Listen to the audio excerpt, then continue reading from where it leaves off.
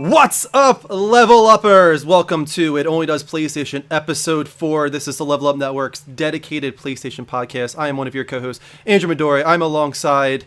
What's that thing's name again? Slimer from Ghostbusters, a.k.a. Mike McLaughlin, a.k.a. the Classy Douchebag. We also got the Beast from the East, Dean Marchese, down below me.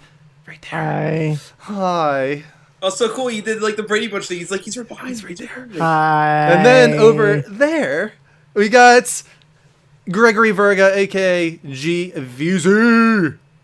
I'm not going to say I'm the only one that doesn't breathe until Drew talks and introduces me, but like I try to hold my breath the whole time. It's very difficult. Hi! Hi! How you doing? I found an anchor on my armpit, so I'm doing pretty fucking fantastic. You went really, really nuts about that. Let me refresh the comments here. Crazy. My upload speeds are 11.60. In case you're wondering. That is totally fine. That should be plenty high enough for you to have a good quality video right now. Gotta stay high. We'll figure this out in the next month, Dean. Yeah. Until the next episode, or until Level Up Hangout at the end of the month. We need to figure that shit next out. Episode. So yeah, you guys, if you don't know, It Only Does PlayStation is on once a month. It's on the second Wednesday of each month. And it's all about PlayStation, of course, but we're going to do 4 dedicated topics that we chose. And then, of course, you guys have submitted PlayStation dedicated questions on our Twitter at the Level Up Network, level spelled LVL. You can use hashtag IUDP if you want to be next month's question for IUDP. So we appreciate 2 questions tonight from Strife Girl. She stepped it up tonight. It's because she's from the Honduras. I was just playing. I was just playing games on my PlayStation system, so this is perfect. Wow, that's Happy to be here. Really happy to be here. What a story! What a story! That's good stuff right there. What were you playing, Dean? I was playing Transformers Devastation. Robots in disguise. And my feelings on that game are that of Devastation. a broken relationship with a hot girl. Explain. Elaborate. Looks really good. Ooh, this sounds enticing. It looks really good. It's all pretty. Sounds great. But then, but you can't have a conversation with her. Exactly. Yeah, the level design is like horrid. You can't find your objectives. The combat's really good. The moment-to-moment gameplay is really good. So it's like when it's you're really about repetitive. to have It's a sex, platinum but, game. You don't know what's gonna happen. No, it's a platinum game. So it's like just like punch, drive, punch, drive. It's pretty. It had a lot of potential, but this is the cell shaded one. Yes, correct? yes, the Generation 1. It looks pretty. Also known as shell sated. I love that. Shell-shaded. It's hyphenated, right? Zerdaderverus. Never forget. That's true. Mike, you've been playing any PlayStation games this week? PlayStation centric. I talked about this the other day. I played Gauntlet, which was the PS game of the month, PS Plus game of the month, and it was didn't hold up so well. No, right? It's not. It's a little lacking. It's just, I mean, back in the day it was great, and I really like the idea of it. But there's some, like Diablo does it better. So many other games have done it better. Like, it was great for its time. It's kind of like GoldenEye. You know, it just doesn't hold up, and even if you remake it, it's not going to be the same. So yeah. But other than that, I've been playing Fallout, and I played Rocket League last night for my stream. I did. I saw that. Is that an indie game? Fallout? What is that? What is Greg? Indie title? Greg. Wow. Fallout's definitely not an indie title. You're way off there. Fallout. This is like a sequel, right? To the last one was in Vegas or something. Yeah, it's a random game. I was looking at that the other night. And our PlayStation centric guy down here, who loves PlayStation more than anything in the world, doesn't know what Fallout is. Do you love PlayStation more than anything in the world?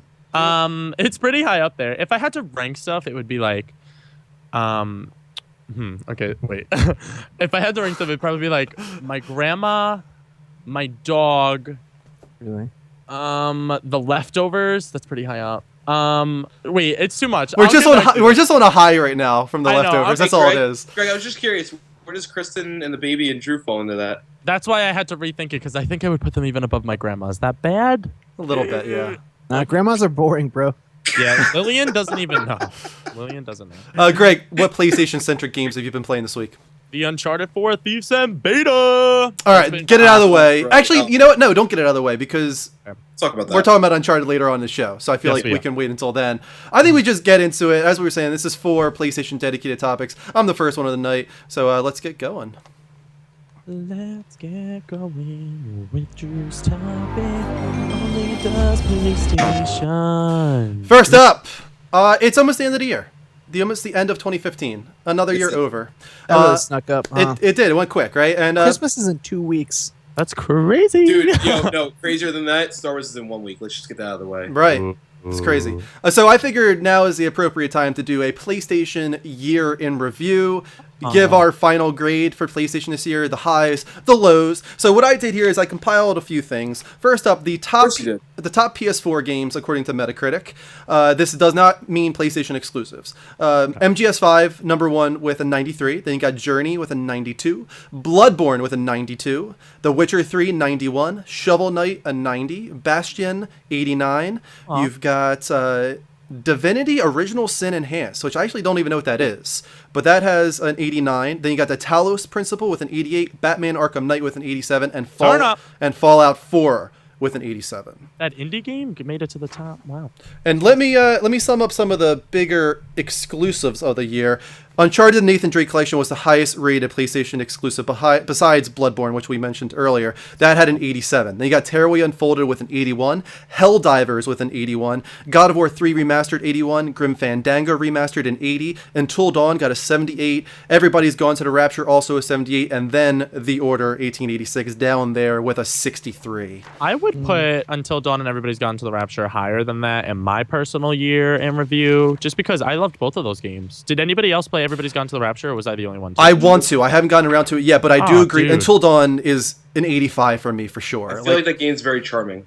Yeah, Until Dawn is easily an 85. Yeah, I'm surprised. Awesome. Yeah. That's one of my contenders actually for Game of the Year. I haven't played that much this year, and I know Life is Strange is going to beat it out. Ooh. I know Arkham Knight's going to beat it out in the end. That's still my number 1. But yeah, Until Dawn, I think that was so special to me because it was a surprise. I don't think anybody truly expected Until Dawn to actually be a good game, and it really was. It was a good game. It told a good story, and it was unlike most things you get nowadays. You don't get a lot of horror games like that. B-movie slasher movie like games. And the production quality alone was amazing. The Order 1886, let's get that out of the way right now. That I would say that's one of the lows of the year. Not because I think it's so terrible a game, but it definitely was the lowest rated PlayStation exclusive of the year. It had enormous hype behind it and just did not live up to that hype in almost any way. So I do think that's probably one of the lowest points for Sony this year. Let's go around. Dean, you first. What do you think is the lowest point for Sony? Is it the Order 1886? And if so, forget that and tell me another low point for you. We're talking about exclusives, right? I'm just talking about anything. It doesn't have to be necessarily it can games. Be third party. It could be anything PlayStation related, like maybe a decision Sony made, anything. What do you think was like one of the low points of the year for Sony? Well, I'll tell you what, Andrew. I sure wish you didn't start with me. But, I mean, it's hard not to mention The Order because that was supposed to be so huge. Right. And it just supposed to take place in 1886. So yeah, it actually did. But did at the same time, it might be the closest we'll ever get to Batman Gotham by Gaslight. Hey, I don't know about that. Say never. I don't know about that. I got some feelings about that Telltale game there. Yeah, right. I don't know. You know, over just this past year, I feel like I wasn't ever really that bummed out on PlayStation. Honestly, I feel like there were way more positives to take away than there were negatives. I think some of their updates to their firmware could have been utilized a little bit better. But overall, there wasn't anything aside from The Order that I'm like, oh man, like I wish this didn't happen, you know? How about Uncharted's on the screen right now? We did get the Nathan Drake collection, which is great. It reviewed really well, 87. But that was maybe one of the impetuses behind Uncharted A Thief's End being delayed until next year. If you guys remember, Uncharted 4 A Thief's End was supposed to come out this year.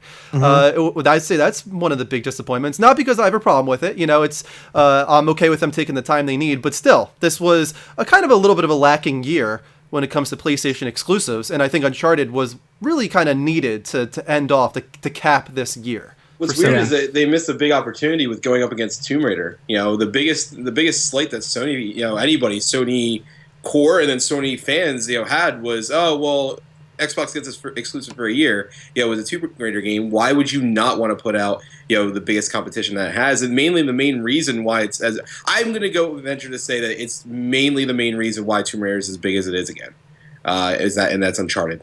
So why would you not want to put it up against that? So I'm kind of happy that happened though, only because even though I'm still pissed that we're not getting Rise of the Tomb Raider for PlayStation. I mean, I could have gotten it, but why am I going to get an Xbox? Am I right? PlayStation. But I will say that I'm stoked because it's going to be coming out next year in the fall. So we'll still get Uncharted at the beginning of the year, and then we'll have like an Uncharted-like experience in Rise of the Tomb Raider on PlayStation. At least for me personally, that's what I'll be doing next year, is picking that up. As far as that being a disappointment, I'm happy it got delayed.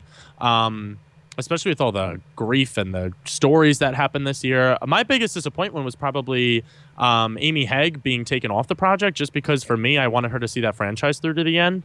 So that's kind of sad for me. But I still think her influence is still there in the series. I hope it is. We haven't had a chance to play the game. The only thing that's worrying me about it is that the multiplayer is so drastically changed and influenced by The Last of Us. I'm just hoping that the main story Did you not like the multiplayer in The Last of Us? I loved the multiplayer in The Last of Us. So what's the problem then? Because for Uncharted, they don't mix. So the Last of Us multiplayer, it's very slow paced. It's very team oriented. And they tried to take those features and implement them into an Uncharted. And Uncharted is very much so. It's supposed to be cartoony. It's supposed to be campy. And they have that in the boosters and stuff. But they started doing... The Last of Us did like these things called paid in-game boosters. Mm-hmm. So during the match, you earn a certain amount of money for every person you kill. And then using that money during the game itself, in the 20-minute match, you can buy like upgrades to your guns. You can buy perks. You can buy now these companions and stuff. That sounds like the ESRB's worst nightmare. You earn money for all the kills that you make. Yeah, basically, it's like weird. And it's like bad only because when it's such a fast-paced multiplayer that to put like downs in it now with revives and stuff, it just doesn't work. It's not as fluid. Like in The Last of Us, you're crawling around basically for the whole 20-minute match. Like you're basically crouched down the whole time. And for Uncharted, you want to be running, you want to be jumping around, and especially they added the grappling hook in multiplayer, and that is my favorite thing in the world, to grapple hook and punch somebody off of it. It's a one-hit instant kill. That's my favorite thing in the world. But other than that, they're kind of screwed up the multiplayer. So I'm hoping they fix it when the game comes out. But okay, well, we're supposed to be like PlayStation happy and all that, so maybe we should talk about the high points of this year for PlayStation. I think that third party was great in general, and I thought Sony did a great job of grabbing some of those third party deals. Battlefront being one of them. Call of Duty, of course, being one of them. Batman was closely associated with and that's my game of the year right now. And that, very much closely associated with PlayStation. Destiny it had a still. PlayStation bundle and a PlayStation limited edition console, which I think so. I love that. I love limited edition consoles. I can't stand when there's bundles and it's just the game thrown in with there. It's like, no, do something special. Like, they had a lot of those this year. Change up the console. You got exactly. You had Metal Gear Solid. You had Call of Duty. You had Battlefront. You had Arkham Knight. Like, these all had limited edition consoles. I like that kind of stuff. I do like some of the updates in the firmware. I think that the communities feature specifically is really, really cool. I think that you're right, though, Dean, that there is definitely some lacking things there as well. We didn't get name changes, for one. That's one of the really big disappointments. And they didn't quite get the friend system correct with the favorites and the grouping. That it wasn't what we wanted. They like went a half step. They went a half measure. So that's kind of going back to a disappointment there. I don't know. I think that overall, this was a fine year, but I still feel like they're holding so much back. Yeah. It's just, it kind of blows my mind how much they're holding back. I wanted certain games to come out this year that never did, and haven't even been talked about. Rhyme, I thought was going to be this year. I thought Rhyme was coming out this year, and we don't even know what the hell's going on with that game. I can't wait for that game. Go ahead, Greg. Does anybody remember the game? I was thinking every time you say Rhyme, I think about this game, and I don't remember what it's called. I think it might be that game company that's doing it. It's like the underwater Abzu. Yeah, what happened to that? We had some gameplay a few months back that looked gorgeous. Like the animations, the way he I guess, I don't know what it is, the way it moves through the water is beautiful. I can't wait for that game. Gorgeous. There's a lot of those kind of games that I'm like, The Witness, Firewatch, although we know those release dates now, but as you said, Rhyme and Abzu are nowhere to be found, and those are kind of smaller games. I'm surprised they aren't trying to fill their schedule with those kind of games while we wait for the big heavy hitters like Uncharted and No Man's Sky next year and all that kind of stuff. So For me personally, I feel like they totally rocked it though with indie titles, especially the free ones that they picked up for PlayStation Plus. I know some of my highlights of the year were some of the smaller, like 2-hour games that I was able to do on indie. Submerge being one of them. If nobody's checked that game out, that game is fantastic. Really cool art design, really cool story that's told in a really, really weird, fascinating way. And now picking up games that were exclusive to Xbox, like Shadow Complex, and there was 2 more that I played this year that I can't think of, but I played 2 more that I was so stoked about that were on Xbox Live Arcade and exclusive to that and PC, and Sony grabbed them. And then as far as PlayStation Plus goes, like they're still killing it with that. The games that they get for it, regardless of whatever console you have, both PS4, PS3, and Vita, all great games that you can play. I think a lot of people would disagree with that, but really? I love the... I think a lot of people are like, where is the AAA stuff? Where is the $60 retail titles? That's not what the beginning years of PlayStation Plus are about. The beginning years of PlayStation Plus are about promoting those diversity games. The ones that you wouldn't normally play unless you got them for free. And I think that's what I love about PlayStation Plus is that these are not games that typically I would spend the money on and take a risk on. Some of them, for sure, but a lot of them, no. So something like Submerged, I haven't played it yet, but that's definitely not a game I would spend money on. But and I don't think you would have either, probably. Greg, I think that I bought it. It wasn't free for PlayStation Plus. You just got it at okay, never mind. You do love those kind of games. But I love those games. Those kind of games, there's certain situations where it's like, I'm on the fence. I'll wait. Maybe this will come to PlayStation Plus. Dean just did that very recently. I think it was with... Which one? Was it Gauntlet? Dean? It was Gauntlet, yeah. You were like, I think this is going to be one of those PlayStation Plus titles, and you waited it out, and it worked in your favor. I love when that happens. That's happened to me a few times as well. Mike, we haven't heard a lot from you yet. What is the high point of the year for you when it comes to PlayStation? Realistically, I mean, they've had a lot of good stuff, but there was nothing really this year that was PlayStation centric that was like wowed me. There was a lot of good third-party stuff, and there was a lot of good first-party stuff, but nothing first-party at all was like, this made my year. I mean, E3, we can get that out of the way. If you want to talk about just an event, E3 was amazing. But then on the other side of the scale, the worst part of the year to me was PlayStation Experience. I was just about to say that. Yeah, it's kind of funny. Those are kind of the highs and the lows there. Right. So they did it strong, and we talked about this a little bit the other day on the show and everything like that. But I mean, E3 they just murdered it. It was amazing. And then PlayStation, we kind of expected a lot more, and then PlayStation Experience comes. We had all this hype, both from last year, with how amazed we were with everything, and then also our own things that we predicted, like, oh, this is probably going to come. We haven't heard anything about this, and then all of a sudden, we have some great news for you. It's just not what you want, and then we're all disappointed. So there's some balancing issues that they had this year. I think that we didn't really get to discuss PlayStation Experience that much, even on Sunday. I feel like we could have gone even deeper on it. I'm wondering, like, how do you think they respond to the kind of negativity surrounding PlayStation Experience this year? It does seem like not overwhelmingly so. It's not like this was terrible. I still don't think it was terrible. It was just it was okay, and it didn't live up to the expectations. Do you think Sony looks at that and they're like, okay, guys, we need to kind of modify what we do with PlayStation experience moving forward? Like, I think personally they need to have at least one first-party heavy hitter every PlayStation Experience, and they didn't have that this year. I agree with that. I mean, here's the thing. I think they expected bigger things out of 3 different events. I think they expected bigger things out of the Uncharted situation, which, and not that they expected bigger things, but I think that they expected that to be able to carry the rest of it. They expected really big things out of Ni no Kuni. And they expected really big things out of Paragon, which is just... It's such a controversial topic. I know it was brought up the other day that we're just not the market for that, and our group doesn't play those games. But realistically, there's no buzz anywhere. The buzz. I mean, there's some, but like as far as in order to qualify it as a closer, as the mic drop moment for the end of your conference, it was not anywhere. I think the problem is that the conference could have been so much better received if they just tweaked the order in a very slight way. I think that the optimal thing would have been ending with Final Fantasy Remake, right? But it's still, they had that 1-2 punch at the beginning. I understand why they did that, but just putting Paragon second to last and then putting Ni no Kuni last, that would have been enough to really turn things around, where it's like, oh, Paragon, like an Unreal Engine, Epic Games exclusive to PlayStation with a MOBA. It's like, that's pretty cool. And then the 1-2 punch with Ni no Kuni after that, closing the show, that might have completely changed the tides, like turn the tides on that one. And I honestly, though, I think the perfect thing would have been Ni no Kuni coming right after Uncharted, Paragon second to last, Final Fantasy Remake last. Then that would have, I think everybody would have been a much... That would have made it... And you're right. I mean, it's all logistical at that point. But at the same time, we also, I mean, where was Shu?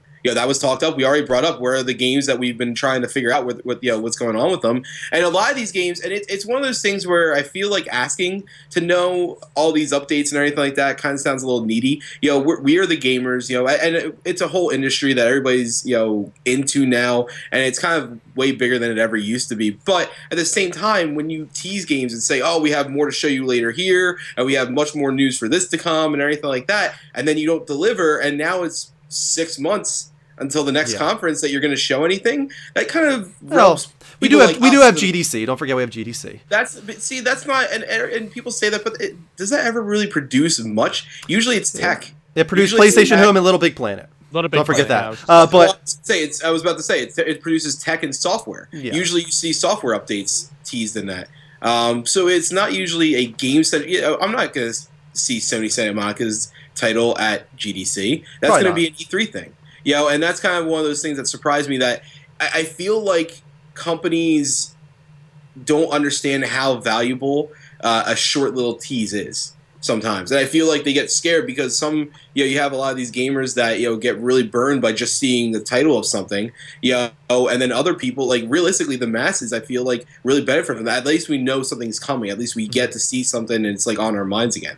Imagine if we all we saw was just like, all we heard was in a voiceover, 20 seconds of voiceover, and then we just see God of War, whatever the new title is. Like how that would have made that conference worthwhile if they added that right in the middle. Done. I want to end this topic real quick before moving on to the question. Final grade: if you had to give it 1 out of 10 to PlayStation on 2015, what would your grade be, Mike? 8. Dean. 6.5. And Greg. I'm gonna go 7. Yeah, I would give him a 7.5, I think.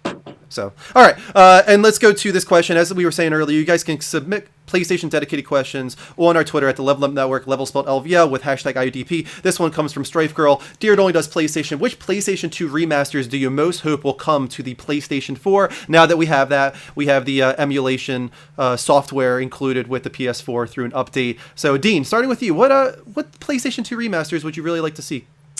Oh, well, PlayStation 2, we talked about a little bit on the show. I definitely would like to see the Spider-Man movie games come back, just as a little personal nod for me.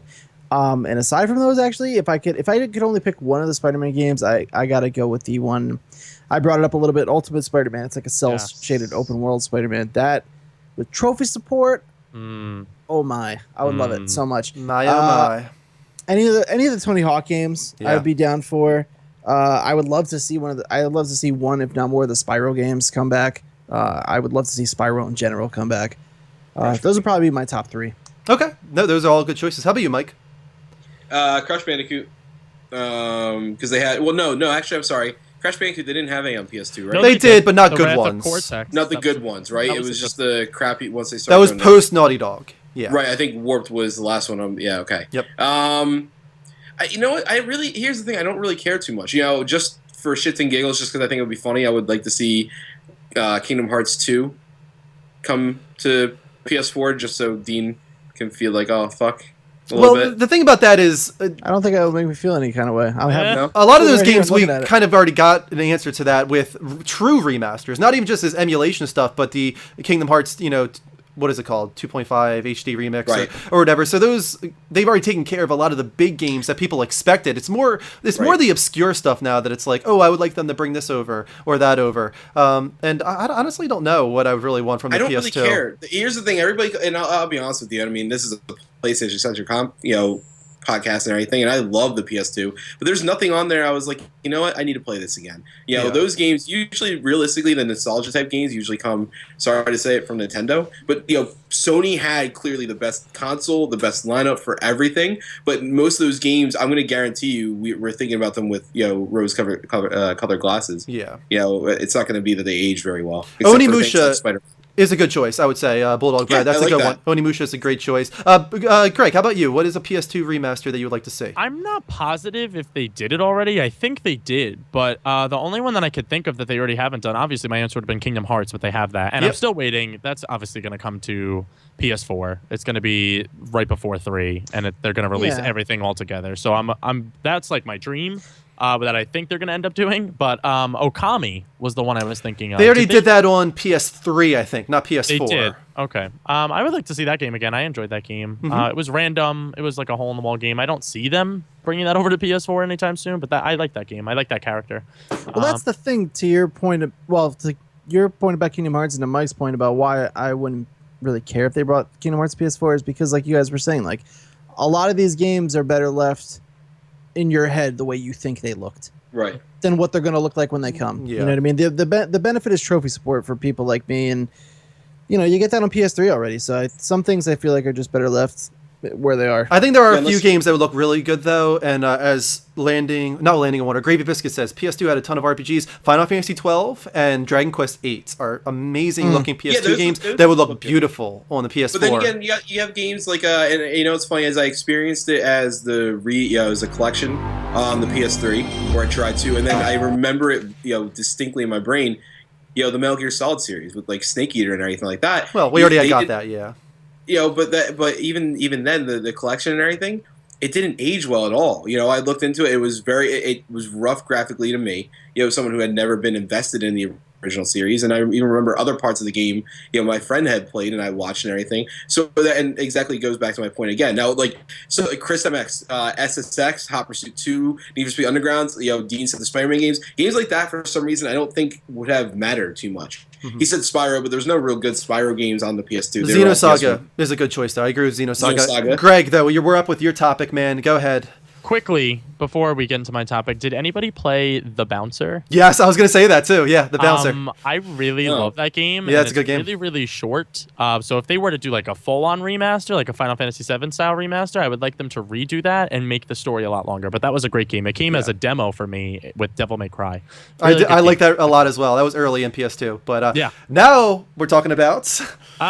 So Greg's topic, ladies and gentlemen, obviously we're going to bring it up because I have a lot to say about this game, but all of our Uncharted 4 predictions. So I first want to start off with, how do we think this game is going to play out? What do we think the story's going to be? How do we think it ends? Okay, is it Drake's end? We talked about this in the chat a little bit. I didn't realize it the first time I watched the long cutscene with Sam at PlayStation Experience, but watching it back, listening closer to the dialogue, first of all, amazing scene. Yes. Really, really well done. Amazing animation. Looks gorgeous. But what Sam is talking about is being left for dead, being left in a prison, buried alive. And that's exactly the dialogue that was used in the original teaser trailer when Amy Hennig was still attached to the project, when there was a different villain. So the parallels there make me wonder, did they just replace that villain with Drake's brother, who's now Sam? And does that mean that Sam is going to turn into a villain at the end of this game? I get Bloodline vibes. We talked about this in the chat, and I think me and Mike are the only ones that have watched Bloodline. Yeah. But it's all about that brother relationship, which I obviously have a very close connection with. But it's a good brother, bad brother, and I wonder if Sam is going to take revenge on Drake for leaving him. It doesn't seem like Drake intended to leave him. It seems like Drake is legitimately surprised that Sam is back. He thought he was dead, but that being the case, still it doesn't matter. He left Sam in a prison to die. I wonder that could be a really, really dark turn for this game if that happens. I don't want. This is my problem with it. Is Uncharted is very predictable now. It's still a great story. They still tell awesome tales. The set pieces are phenomenal. But I think as the games have gone on, and we've all said this multiple times, like the set pieces kind of control where the story goes at this point. Like I don't think they think of the story first anymore. Like I really feel like. Did you say that Uncharted is predictable now? From the first 3 minutes of the first game, I could tell you almost everything that was going to happen in that game. I think he's more talking about how there's patterns that kind of go through each Uncharted game, and you can kind of... The whole game has always been predictable. But have you only played the first game? I played the first and part of the second. I'm I think 3 hours into the second one. Yeah, but there's stuff nothing, Jon Snow. There's stuff I know enough about them. I've seen. You don't. I'm telling you, there's shit you never are going to see. No, you do need to go through 2 and 3 because that's when they try to take some risks and do something different. And they do stuff with the side stories, especially like with Tenzin in 2 and in 3 with the whole Marlowe dynamic, and especially the shock that happens at the beginning of 3. Like little stuff like that, I think, are the little jolts we get from the series. But as far as like, you're moving through a crowd, great set piece, here's a beautiful view, and then I'm going to not be with Elena, and then there's going to be a treasure, and it's going to be cursed. Like, I don't want the story to fall back on that, especially if this is going to be the last Naughty Dog one we get. So if I mean, honestly though, I know we expect the villain. I know we expect betrayals. But still, this is more than just a betrayal of like an old friend who was your treasure hunter friend when you were younger. This is family. This is blood. Like if they go so far as to have Sam try to kill Drake or something like that, that's dark. Like that's really, really dark for Uncharted. Sam is gonna kill Elena. I think Sam's gonna kill Sully. You think so? Oh, I'd be so happy Sully's gonna bite with the that. fucking dust, dude. Guarantee it. To die. Oh, Sully man. should have died. Sully's- No, somebody does need to die. You're right. Somebody does need Sully's to die. gonna die. I'm not so Come on. sure Greg's personal vendetta against him, but I do think he's gonna die. I love Sully. I don't have a personal vendetta. It just pisses me off that they had an opportunity to take him out and they didn't And they went stick back fucking on it. to it. Yeah, I'm with Because you. It was so fucking cheap to do that because they did the same exact thing with Uncharted 2. And that's Yeah. why I was so depressed. It wasn't because of the cursed treasure or like we're deteriorating from the traditional treasure hunt story. It was the fact that you did a fake out 2 times in a row. And that's why I get pissed about Uncharted 3 all the time. Yeah, It's I don't because, like dude, I don't like the cop outs. I think if you, it's like that. Not to derail, but the one episode in The Flash where this big Yes! one happens, and then he reverses time, and they're like, "Never mind." Yeah, Come on. that's the problem with anything that has reversing time. Superman, the original Superman, like that's commit. bullshit. Like you gotta commit to your plot point. it's that- bullshit when they have that as a story device. But here's the thing, right? Uncharted 2, they fake out kill Elena, right? In Uncharted 3, they fake out kill Sully. Difference being they never planned on killing Sully. Uncharted 2, if it was down to Neil Druckmann, Bruce Straley, Elena would have been bit in the dust. And the thing is, since Uncharted 2, Neil Druckmann and Bruce Straley are the powerhouse behind Naughty Dog. Those guys do what they want. So if they want to kill Sully in this game, they kill Sully. If they want to kill the damn baby in Elena's stomach, they'll kill the damn baby in Elena's stomach. I don't know. I feel like at the GOT time they this were going to bitch, kill Greg. Elena, but I don't think that I hated that. But It's I just don't gonna think be a red fucking wedding. Everybody's just gonna die. Everybody's gonna die at the same time. if I got to see Chloe die, I would sacrifice everybody else along with her. But as my far God. as like, I don't know about that. I feel like at the time they were thinking and maybe toying around with the idea, but I don't think they would have committed to killing Elena. Like, But what do you think? I mean, if on you your trust topic, Neil what do you Druckmann, they think did. is gonna happen? what do I think is going to happen in the story? So I think the story's going to play out itself. I think Sully's dying. I'm thinking we're going to lose maybe a lot of the secondary characters. I'm thinking Drake's going to live, and I think it's going to be, especially now that they've introduced dialogue choices, I think it's going to have multiple endings, and I think you're going to either have to pick Elena or Sam, and you're going to have a scenario where both of them are about to die, and you can only save one. And that's how I think the game is going to end. Here's my Oh thing. my god, dude! I figured out the ending. Okay. They're gonna have to make you. They're gonna make you choose. You're gonna have to choose go treasure hunting with Sam or stay at home with Elena and the baby. I 100% That's a agree good with that. dialogue choice. I do think that could potentially be Oh an my ending God. Wait, where is you. Elena's not confirmed as pregnant? No, Okay, I that's don't just think a so. theory. I just want to make sure. But here's the Like, thing: is Mike's There's 100% right. For them to reveal dialogue choices at the PlayStation Experience, it immediately, in my mind, popped that question of, "Wow, this is like the choice here. Like the choice is Elena or treasure hunting." If there isn't a choice, though, I don't think that Drake just chooses not to treasure hunt anymore. If we look at that PlayStation Experience video, he's at the beginning, he's behind a desk, he's stamping things, he looks bored. Like that's what? not what we want from Nathan Drake, and you can automatically see what they're setting up is like he's on a rut. Like this is not what he wants from his life. Like he's settled down as this like family guy stamping stuff behind a table. Like I know you want him to end up with Elena, but if he's going to end up with Elena, it has to be as a treasure hunter. Like they need to do it both as a treasure hunting family, or Drake isn't happy. Hold up. Wait, real quick before you go on. Miss Mel said, "Fine, bye, bitch. I'm taking Nathan Drake treasure hunt with me."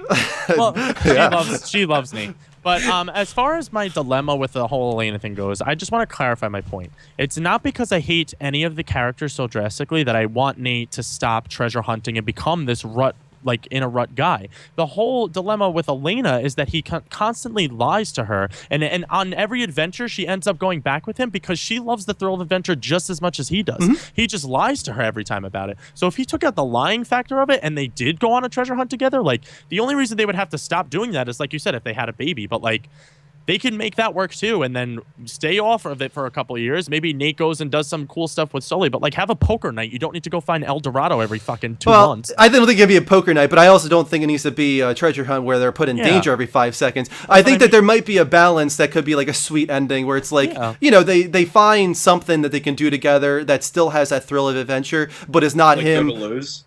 No, not like go to Lowe's. But Just it something that's does, not him kinda. behind a like desk. It does need to I be mean- something that puts them in danger because that's how Right. we get a sequel Right, to the I was gonna games. say, Yeah. It has Are we to be talking that. about like hypothetical, like what Drake and Elena do in their spare time as a couple, or, after the screen Yeah. of Uncharted ends, or are we talking about what we're going to get another game from them? Well, I just know that at the end of the day, when Drake sees like everything fall around him, like that's when he's like, all right, fun's over. Like this isn't Yeah. okay anymore. And when he comes close to losing the people that he cares about, I think that's what this game is going to put him through, the trials and the tribulations of losing the people that stick their neck out for him. And all of his adventures are luck. We've all seen this. Every single thing he gets through is not planned. It's all just luck. But just at the happens end, he to also find ends stuff. up with nothing. He never ever gets the And treasure at the end. It also Uncharted escapes 1 him. he does, but that's different because Sully ended up getting Kind it. of. Not the yeah. one he wanted. Yeah, exactly. But at the end of the day, when The treasure it comes down to it, trove. like I think this game is going to take out all of the side characters that we've come to love. I think it's going to definitely take out Cutter, the bald British guy that turned on you in Uncharted 3. I think he's going. I think Chloe's going. I think Sully's going. I think they're going to put him through the Elena's ringer going. on this one. Elena's never dying. He deserves it. Like that's the Yeah. thing is, and that's what I was going to say. he deserves is that it. He deserves it all at this point. He Yeah. deserves It's a to lot feel of that death for heartbreak. an Uncharted game. I feel like we're underplaying the like pulpy actionness know. of these games, dude. I don't know if they kill everybody, You know, guys, but everything's going to be okay. That's kind of what they do, man. at the We same want time Uncharted to, though, like, have these drastic effects. At the end of the day, these Uncharted games do end with everything is okay because that's the kind of games there. It's Indiana Jones. It's not Right. fucking like the Dark Knight. You know. I think everything ends okay in that it's happy and people are happy. But I think in order for him to actually legitimately give up treasure hunting, if it's not going to happen from Sully like going 99% to dying, it has to be that somebody close to him does truly die, and it might not just be one person. It might be a few people to finally put drill it into his skull. Like you can't do this. You can't As have far both. as sorry, I didn't mean to cut you off. No, you're good. Go ahead. Okay. As far as the game, like performance-wise, does, how do you guys think that'll? Oh my that'll god, it's gonna so kill. good. It's gonna kill. March Yeah, I is a think great time of year for this game to release, in my opinion. I think it's much better than it releasing during the holidays, actually. So I think it's going to do great. I think it's going to be the highest selling of all the Uncharted games, and it might come close to matching The Last of Us sales, which would be a huge accomplishment considering the install base when The Last of Us came out. So. And reviews-wise, same thing. You guys all think it will be stellar? I think if it won't depends on review the as story. well as Uncharted 2, but it'll review probably right around Uncharted 3. Yeah. I think if the story's strong enough, yeah. I mean, we've seen how technically impressive it is, so I don't see why not. I think if the story is going to be the crucial piece of this puzzle that will decide whether it's a 9 or a 10. Yeah. And I think if the story is as strong as we want it to be, and there are real risks at play, and they don't just do the whole everything is all right thing, I think we'll see some 10s for sure. I'm just a little worried because the marketing so far has been really good in terms of pacing, but people get excited the closer they get, and they show a little too much, and they start really pushing those trailers. So if they keep it the pace it's been, if the story's great and everything, I think the hype will stay. I think it'll sell really, really well, and it'll do really well too. Mike, Yeah. how about you? I got off the train.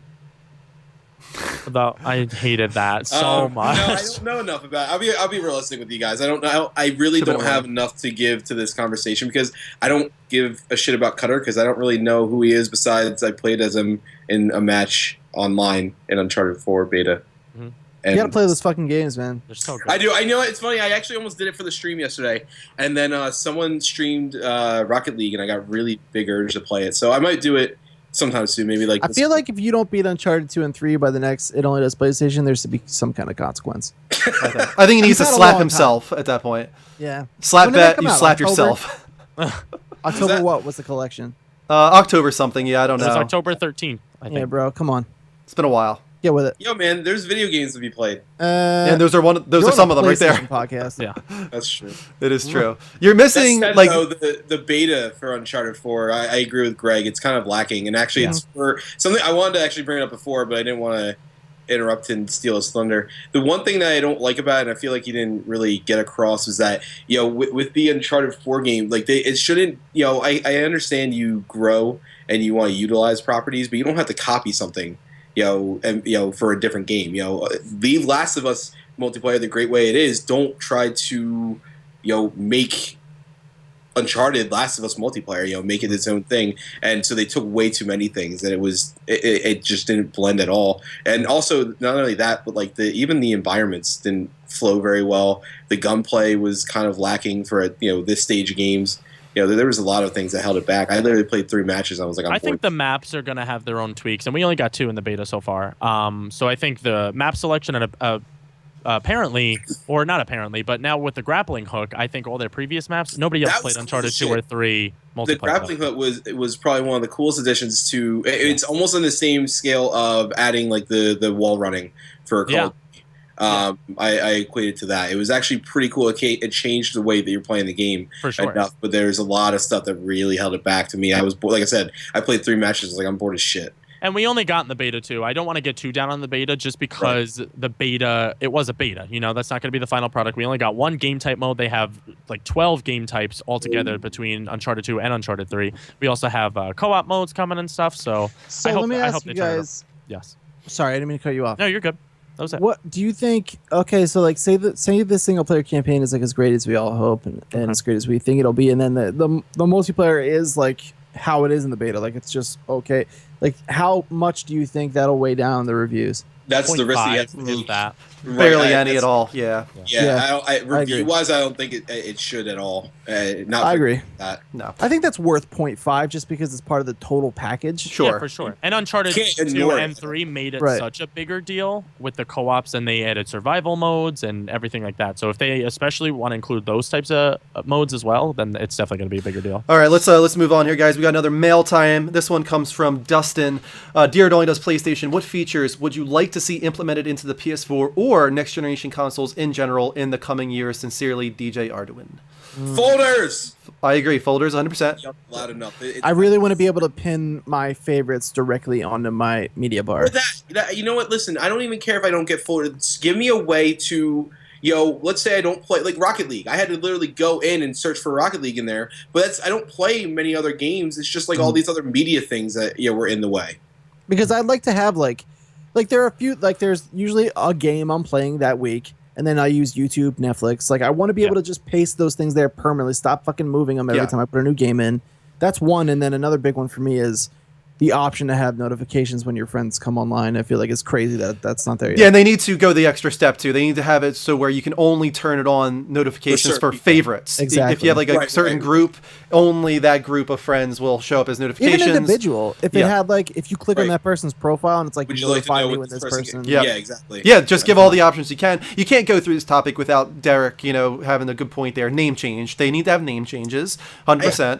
That's just something that they've had to have for years. I think in general, it's just. I think that's that huge for any of us because I'm not going to change my name anytime soon. I don't care personally about it, but I understand why people do want to change their names. Another one for me, and it seems almost confirmed that it's coming at this point, I've always wanted remote play on PC. I think that now that we can hook up our PS4 controller to our computers so easily, imagine being able to just turn on your PS4 from anywhere in the world on your laptop, have it on your big screen on your computer, and just using your PS4 controller with your laptop or PC and playing it seamlessly with pretty low lag, low latency, as we've seen with remote play. It works pretty well. That would be freaking awesome to do that anywhere. Who is going to support that? What system is going to support that? I think that's happening. Yeah, Shuhei said they're working on it, yeah. Right, they're working on it, but with who? I mean, the biggest problem you have to remember is that, unless they're partnering up with Microsoft, which wouldn't make any sense for Microsoft. No, they're making a client that'll run from PC and Mac. Right, they're making it, but that's why it's taking so long. There's a lot of people like Drew, and the way Drew said it was, I don't understand why we don't, and there's a lot of people that don't understand why, you can't, but they don't understand, Microsoft has, they cornered that market. There's no reason for them to support it, so Sony would have to make their own driver for it, and the problem with making a driver is you have to make sure that driver doesn't take a lot of resources. Sony is the one who started remote play. Like, they're the ones who did it first. Like, if anybody kind of spearheaded that whole thing, that was definitely Sony. I'm not saying that. I'm just saying, okay, what is your computer running on right now? I don't understand what we're even talking about anymore. To be honest with you, what do you mean with the computer? In order to support remote play, the system software on your PC has to support it, right? They just need to have an application that you download to your computer. Yeah. Right. So they have to create their own for the PC that's supported by the PC that won't use a lot. Sony is not that lacking when it comes to software development. I'm sure they can develop an application. They just made an app for iPhone and Android. Yeah, for the messages. Like they do this kind of stuff. Yeah, I don't think it's. I'm not with you, man. I don't think it's really all that difficult for them, especially because they understand the framework probably better than anyone of remote play. They just need to take that and make it work on PC. I'm sure it can't be that hard for them to take the PS4 remote play functionality on the Vita and find some way to adapt that to PC and Mac. I know it's going to take them a little bit of time. I just don't think that I definitely don't think it's out of the question. I think that it's definitely something that could come. It's out of the question. I think it's going to come very soon, but yeah, I think so too. Why it hasn't come yet. That's all I'm saying. I'm not saying it's. I think it hasn't come yet because I don't think they felt that urge until, like you said, Microsoft recently kind of, since they started, it's like, oh, I mean, it's something we could do for a while now, but now we actually have a reason to because people might expect it. I feel like the announcement itself was kind of just like stumbled out of them. Like people were like, oh, this could be a cool thing. And then Sony was like, yeah. Oh, we're working on that, guys. Yeah, we're working on that. Guys, start working on the remote play for the PC. Everyone was like, no. Yeah. As far as features for me go, the one that really ticks me off is the fact of the matter that you can't delete any trophies from your trophy list. Before people start ragging on me for this, it's for games that like I know I won't go back to. Wait, I thought you could do that now. Play through the story. You can delete trophies, but only if they're at 0%, which is dumb. Because like some games I'll start for in-day and I'm like, I'm never going to play this game again. But now I have a 2% trophy list because I got one trophy during the stream. Can I ask why that's a need? Because for me, for my trophy list, I'm very OCD with like organizing stuff in my life. So when I go down my trophy list and I have like AC, Assassin's Creed Unity 100%, Assassin's Creed Syndicate 100%, and then Soma is at 2, I'm like, really? And so, I guess that's one of those things that, I mean, I was about to be like, there's no reason that they need to do that, but that could be a really simple fix that they added. They already added it for 0%. It could be, and the thing is, it's not that big of a deal, I guess. The trophy hunting community is like the core PlayStation community, so like something that would appease them is a pretty big deal, and like I totally get it, man. Like even this Transformers game, like when I beat it, whatever, even if it has to remove like the 2 trophies I got, fine, get rid of it. I don't want to look at it. It's messing up my list. It's making me mad. I think this is something they might be working on, actually, considering that recent survey they had, where they didn't just, I think they talked about library and that in particular, but that just makes me think that maybe they understand how people feel about hiding things. That in their survey, it was about hiding games from your library. That makes no sense to me. But I guess they do realize that this is the kind of thing that people get upset about. They have OCD when it comes to organization. They want to hide trophies. They want to hide games in their trophy list. They want to hide games from their library. And I think Sony is starting to realize that. And it's stuff to me, like if I want to go and platinum a game, it's like Batman Arkham Origins. Like I love that game, and if you make it like Arkham Knight and Arkham City, where I can go back 17 years later and still go through the game and collect all the Riddler trophies and get the platinum, that's one thing. But when you give me Arkham Origins, where I have to go into your god-awful, atrocious multiplayer and trophy boost with my friends in order to get that 100%, it's like, really, dude? Like, just let me delete the game at this point. I got through the story. Greg, I got one for you. What about this? What about a platinum level? Oh god! Right, you platinum it, and then if you want to get the rest of the multiplayer trophies, there's like next level. You know what I mean? That would be. You can get your platinum as long as it wouldn't ruin my 100%. Yeah, the 100% thing to me is like if they did it like platinum level and then like multi-platinum level, I'd be totally okay with that. DLC comes out and then your shit goes back down to like 75%. You're like, dude, it's the worst. It's the worst. Yeah, that is annoying. When that happens, it always makes me angry. So that's what do you guys think? Do you guys want any updates to PlayStation Live? Live from PlayStation? I mean, I do think that they kind of took a step backwards, in my opinion, when it comes to Live from PlayStation. I think that there's still a way for them to organize that better. I'm not sure personally what that is. I don't know how they could highlight the little streams in a bigger way, and I'm not sure if they really should do that. We want them to do that because we're one of the littler streams when it comes to the wide variety that you can now find live from PlayStation. But I mean, this is what makes sense, right? This is what people expect. They want to see the top channels. They want to see the top, interactive broadcasts. They want to filter by game. They have pretty much everything that you should expect. I don't know what else they could do. Do you have anything in mind, Mike? No, I was just asking it. The curiosity more so came from, do we want it? I mean, they changed it already once. in a big way to the negative, like you said. But I didn't know if anybody here actually cared if they changed it again, or if it's kind of like one of those things where, well, I guess for other people, sure, it could change things, but for us, we're kind of done. I mean, with personally, what I would love them to do, and they won't do it because we just got the Twitch app, I would love for them to show all streams live from PlayStation so that we show up on here live from PlayStation. That would be awesome, but that's not going to happen. They know what they're doing with live from PlayStation. Right, They're highlighting PlayStation streams. It's smart. It is smart. It works really well for them. So I think they'll stick with that. All right, that was a great question there. That one came from Dustin. Yeah. We got 2 more in the show. Right now, we're going to move on to our trailer of the month. We didn't really have a consensus this month. There were a lot of great trailers because we just had PlayStation Experience. But, we didn't want to do Final Fantasy VII Remake. That's kind of an obvious choice. But we already discussed that to death, on Sunday. And as well as Uncharted and Uncharted and stuff like that. But there is one that we didn't go that far into. So let's get to Drew, the trailer. can I pause you for a second? Yeah, sure, go ahead. Before you show the trailer. Guys, we have 32 people in the room. Thank you all for watching us. 36 now, it's just jumped to. If anybody is new to our channel at all and you like what you see, Drew puts in a lot of hard work here. And now you can see it in all of its beauty and glory. All you have to do is hit that heart button. It's in the bottom left-hand corner of the screen. So tap that from any device you're watching us from. And then you'll get follow notifications and email notifications for whenever we go live and do this thing that you are enjoying. Yeah. We're also on all the other channels that you can see, guys. YouTube, Twitter, Facebook. Just look at the banner at the top if you want to access any of those. All right, so let's get into our trailer of the month. I am Evan Pettywhisker Children, King of Ding Dong Dell. Who are you? Never mind who. The question is where. Just like... They're here for you. We need to leave. Well, Drew has this on. Here for me. No, Can't you see? It's a coup.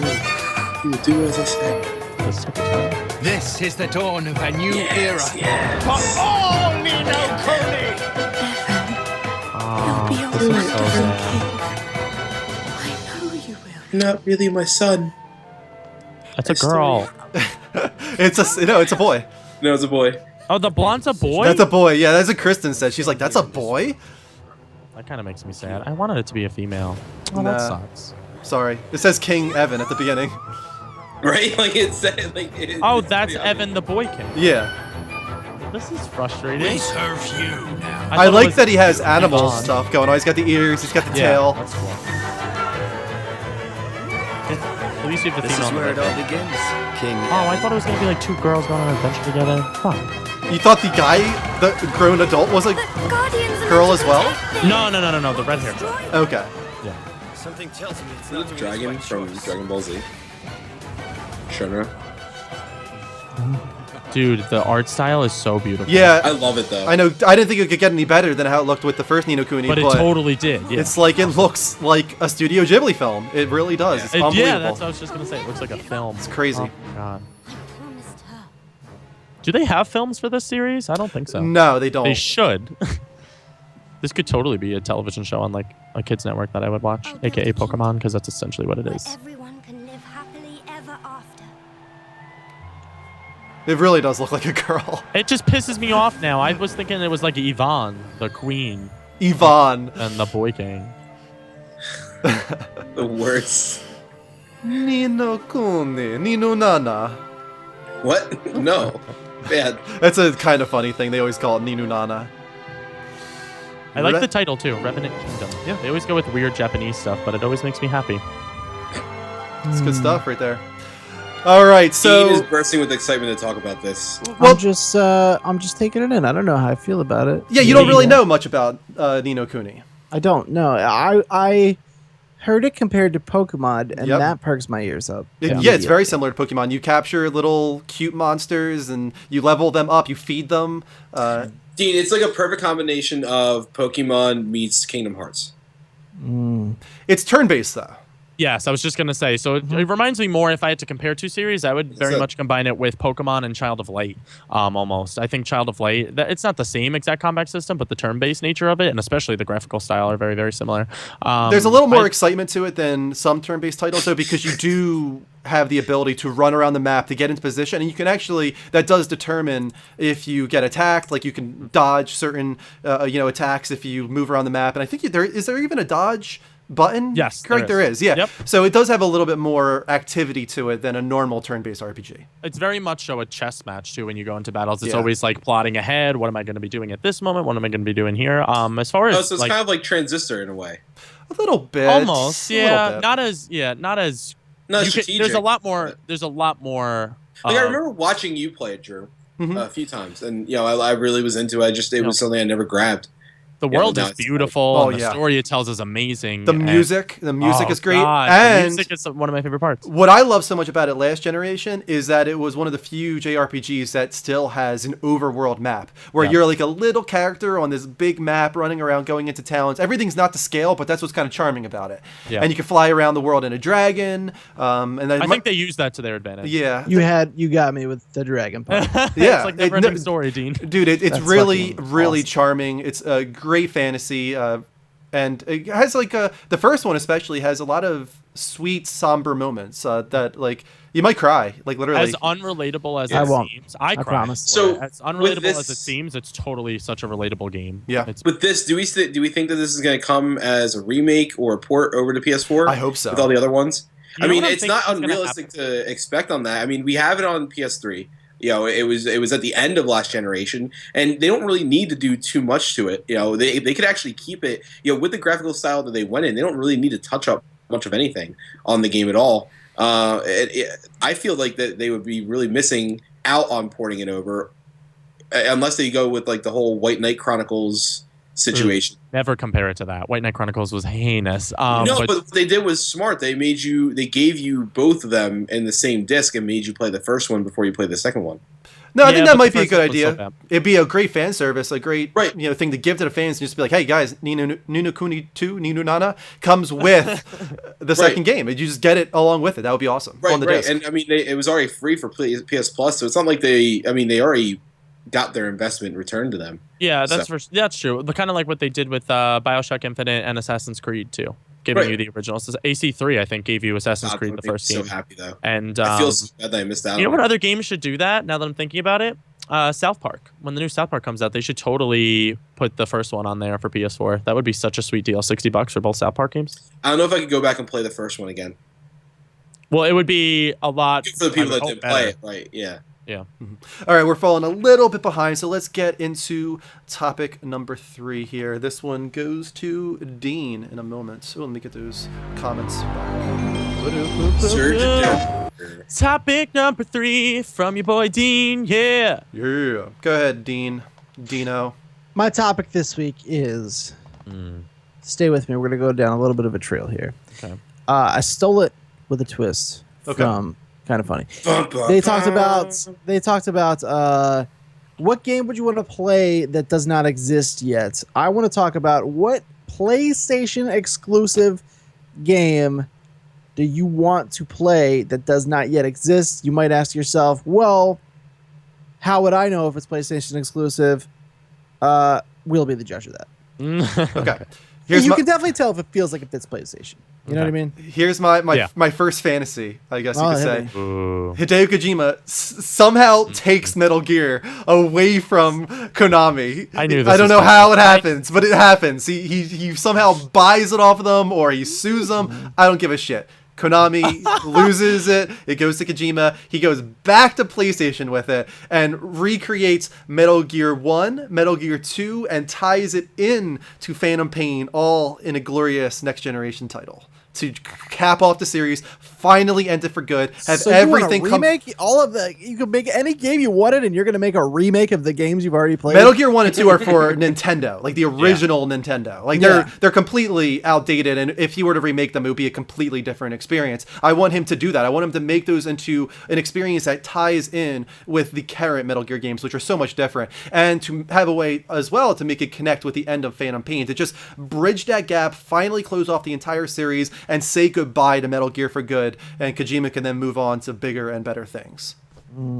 That's my PlayStation exclusive fantasy. It's a little bit of a cop out because you are. The question is, it doesn't exist. No, it doesn't. Why it doesn't exist? But if you're freaking 1 and 2, mashing them up into Phantom Pain, that's 3 games that exist already. Okay, well then, can I go with what I have on screen right now? Yes. I want Chrono to come back. I want Square Enix, since they seem to kind of be going with legacy and nostalgia now. Finally, Chrono Break was a game that was trademarked a decade ago, and then it lost its trademark because they waited so long on it, and I guess decided not to develop it. But they did have something in mind for the Chrono series. I would love to see them try and do an amazing time travel story again. And since Chrono Cross was exclusive to PlayStation, I think that I can get away with that, right? I accept. Okay. Are there any specific, like, any features you would want to see added that, like, they never did before, or like anything? I want it to be a branching storyline. I want it, since that seems to be the big thing now, right? Time travel. We saw it with Life is Strange. That's the perfect opportunity to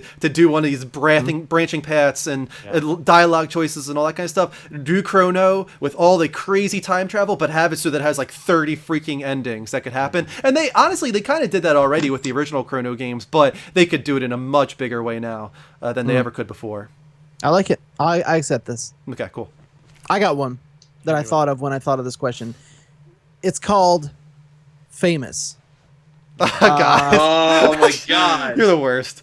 I'm the best. Just hear it out, dude. I don't even need to hear it. I know what it is already. Tell me what it is. Tell me what it is. It's the opposite of Infamous. Kind of, yeah. Well, so this is what I want. Okay, Famous. I don't want them to reset anything. You know, Second Son, Cole, and Delson. Delson wasn't really as well liked, but I want them to own it. I want them to keep everything that's happened, right? Continuity. Delson comes back from the good ending, okay? And he's just a different... So he doesn't kill his aunt for no reason at the end? I'm talking good ending. Good ending's canon, right? And good ending Cole, also canon. Lightning Bolt, that whole situation, okay? Good. So both good endings are canon in my dream here.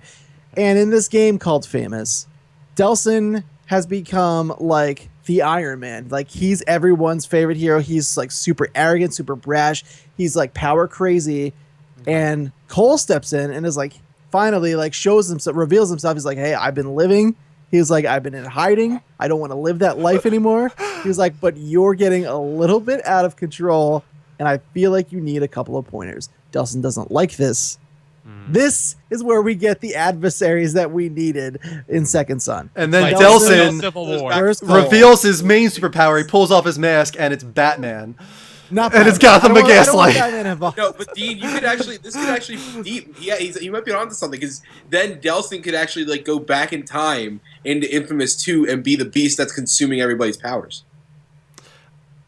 Good, but probably not. One thing I do have to can't say, time travel. Famous is a terrible name for this game. It sounds like a Kim Kardashian game or something, like paparazzi. That's what happens when you have original ideas instead of just taking old NES titles. Mike's the guy that comes up with names and nothing else. So Mike, But you do that that. concept, Come up with a though, name I for this want it. game. With the name. I want another great Infamous game before this console generation ends.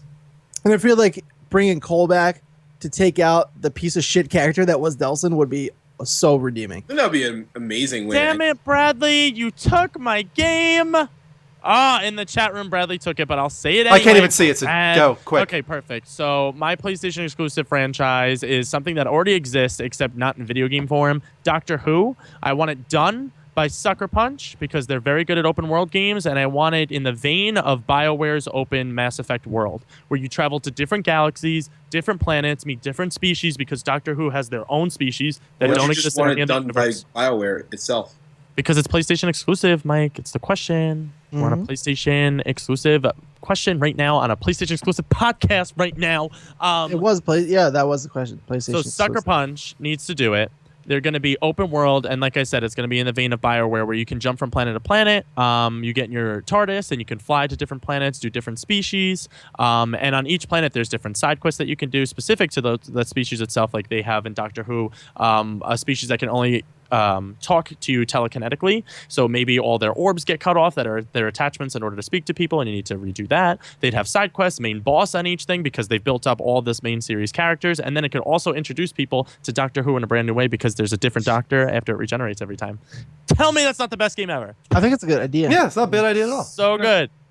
And you could call it Doctor New. Nope. No, another bad title for a game. Done. You guys are terrible. You guys are the worst at that. I Don't don't do think I don't think Famous is that bad of a name for a game. It It doesn't sound like a superhero I think game. it was No. I think it was a little. It's a little lazy. Overreaction. I mean, let's be realistic. It's a little lazy. It's not awful. No, yeah, it's definitely a little lazy, but the name's not important. The concept is what I'm after here. I agree with you there, Mike. So one of them flashed on the screen. I have two. One's kind of like a really quick thing. They just really need to bring back the whole Legend of Dragoon franchise. Everybody's clamoring for more and more RPGs, and I feel like that one's so underrated because so little people know about it. It was never really a big famous one, and it should have been, for all intents and purposes. But that one, needs to be redone. I don't really give a shit who does it. I just want it to be done and done well. But really, the first thing that came to my mind, because we're always talking about we want more dinosaur stuff, and with Resident Evil being so terrible in the last few iterations, how about Dino Crisis? Yeah, I remember that game. There's like 3 of those games actually, Yeah. if I remember right. Dino Crisis, yeah. And it was good. They were fun. They were, they terrified the shit out of you. I never was so scared of a fucking raptor before in my life. So, I mean, those could be done really, really well. I don't know who would do it at this point. We can't really trust, anybody with the I guess it would probably be Guerrilla Games when they're done with Horizon Zero Dawn. But I guess. Right? I don't know. I mean, there could be other studios that do it. Yeah. Bend is working on it right now. Yeah, right. What about that's Kingdom Hearts 4 by Naughty Dog? No. The reason I had Naughty Dog up on the screen is I do like the idea of them doing a sci-fi game, and I do want it to be Savage Starlight. That would be cool. That would be fucking cool. I want them to take that so IP that they happy. created within The Last of Us and actually turn it into a Man. full-fledged thing. Oh Mass my Effect, God. but by You should Naughty mail Dog. them. You should send them a letter Yeah. about this situation. And going back to The Legend of Dragoon, I put that on screen because Sony used to be known for making RPGs. That was their one that they did, Legend of Dragoon. That was a Shuhei Yoshida production there. He was the one who really spearheaded that thing. And the rumors are from Verendis on NeoGAF, who is now, I would say, one of the most trusted insiders that I've ever seen because he totally nailed Final Fantasy VII. He said it was happening, and he said it was episodic game, and he said that and see, that's the type of game I don't need open world like you do for Final Fantasy, because there was no airship. There was, I mean, you could go and travel to here and there, but I don't really to me, Legend of Dragoon was the RPG that was all about the story. It didn't have any, I mean, it had the RPG elements of, the open world and everything like that, but really it was a story and everything yeah, like that. I wasn't trying to say that they would make it episodic. I'm just saying that I trust Verendis now, because for him to call a year and a half ago that Final Fantasy VII was going to be remade and be episodic, I trust this guy now. So he, besides that Final Fantasy VII rumor, he said that Sony is working on a new JRPG series to rival Final Fantasy. Entirely new IP, never been heard of before. I want it to be like the original Legend of Dragoon team to come back That would be awesome. That would be absolutely and amazing. do a new JRPG styled game that kind of blends. I've always talked about this before. I would love to see a great mesh of Western sensibilities and Japanese sensibilities in an RPG from Sony, from the Legend of Dragoon team, and I think that would be really, really cool to see. That'd be absolutely perfect. Yeah, I think they should make a game done by Sony, maybe by Team Japan, because I really liked their weird vampire game that never was a big deal and never had trophies, which always pissed me off because I bought all 5 episodes. But they should make a game where you play as a little platformer guy. He's an electrician, and you go to save a prince instead of a princess. Twist! It's a gay electrician. Go for it. Do it, Sony. It'd be so good. it's a gay electrician. We my needed the response. explanation at the end, or it just Will you wouldn't have please landed. name this game? I'm very curious. That's what it's called, the gay electrician.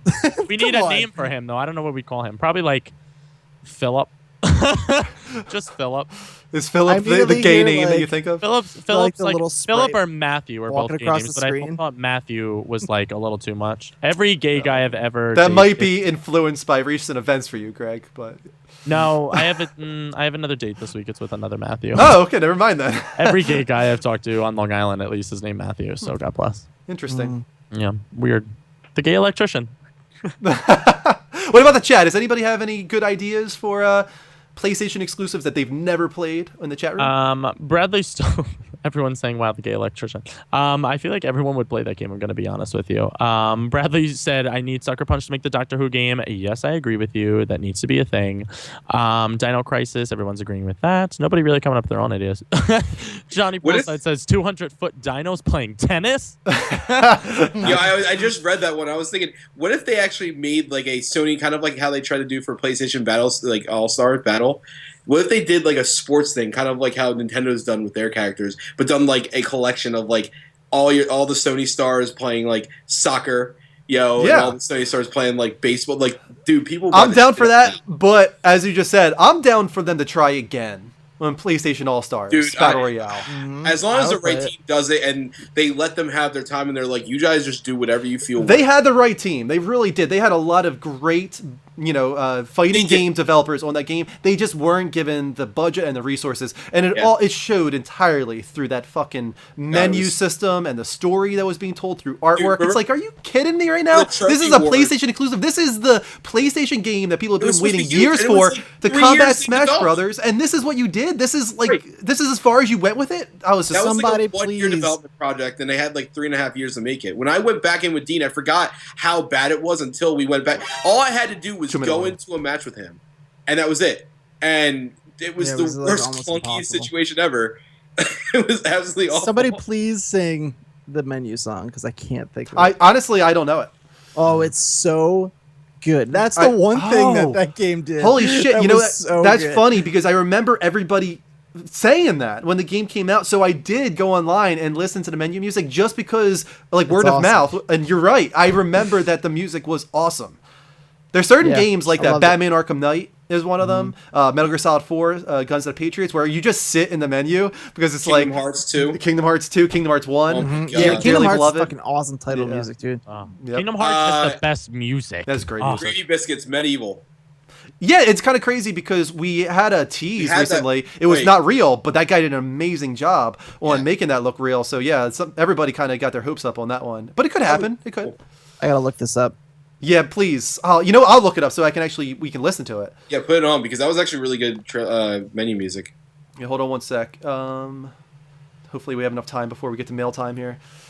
Mail time. Dude, the thing that makes me excited is when, like, I feel like all IPs and all ideas now are kind of just done in different ways, if that makes sense. Like, even The Last of Us, it's about a virus that, like, gets out. Like, we've seen that before. It's an awesome game. But, like, what is there that's out that's, like, a brand new... Like, what could be a brand new IP? Dean's rocking out to the title song. Savage Starlight would be a brand new IP.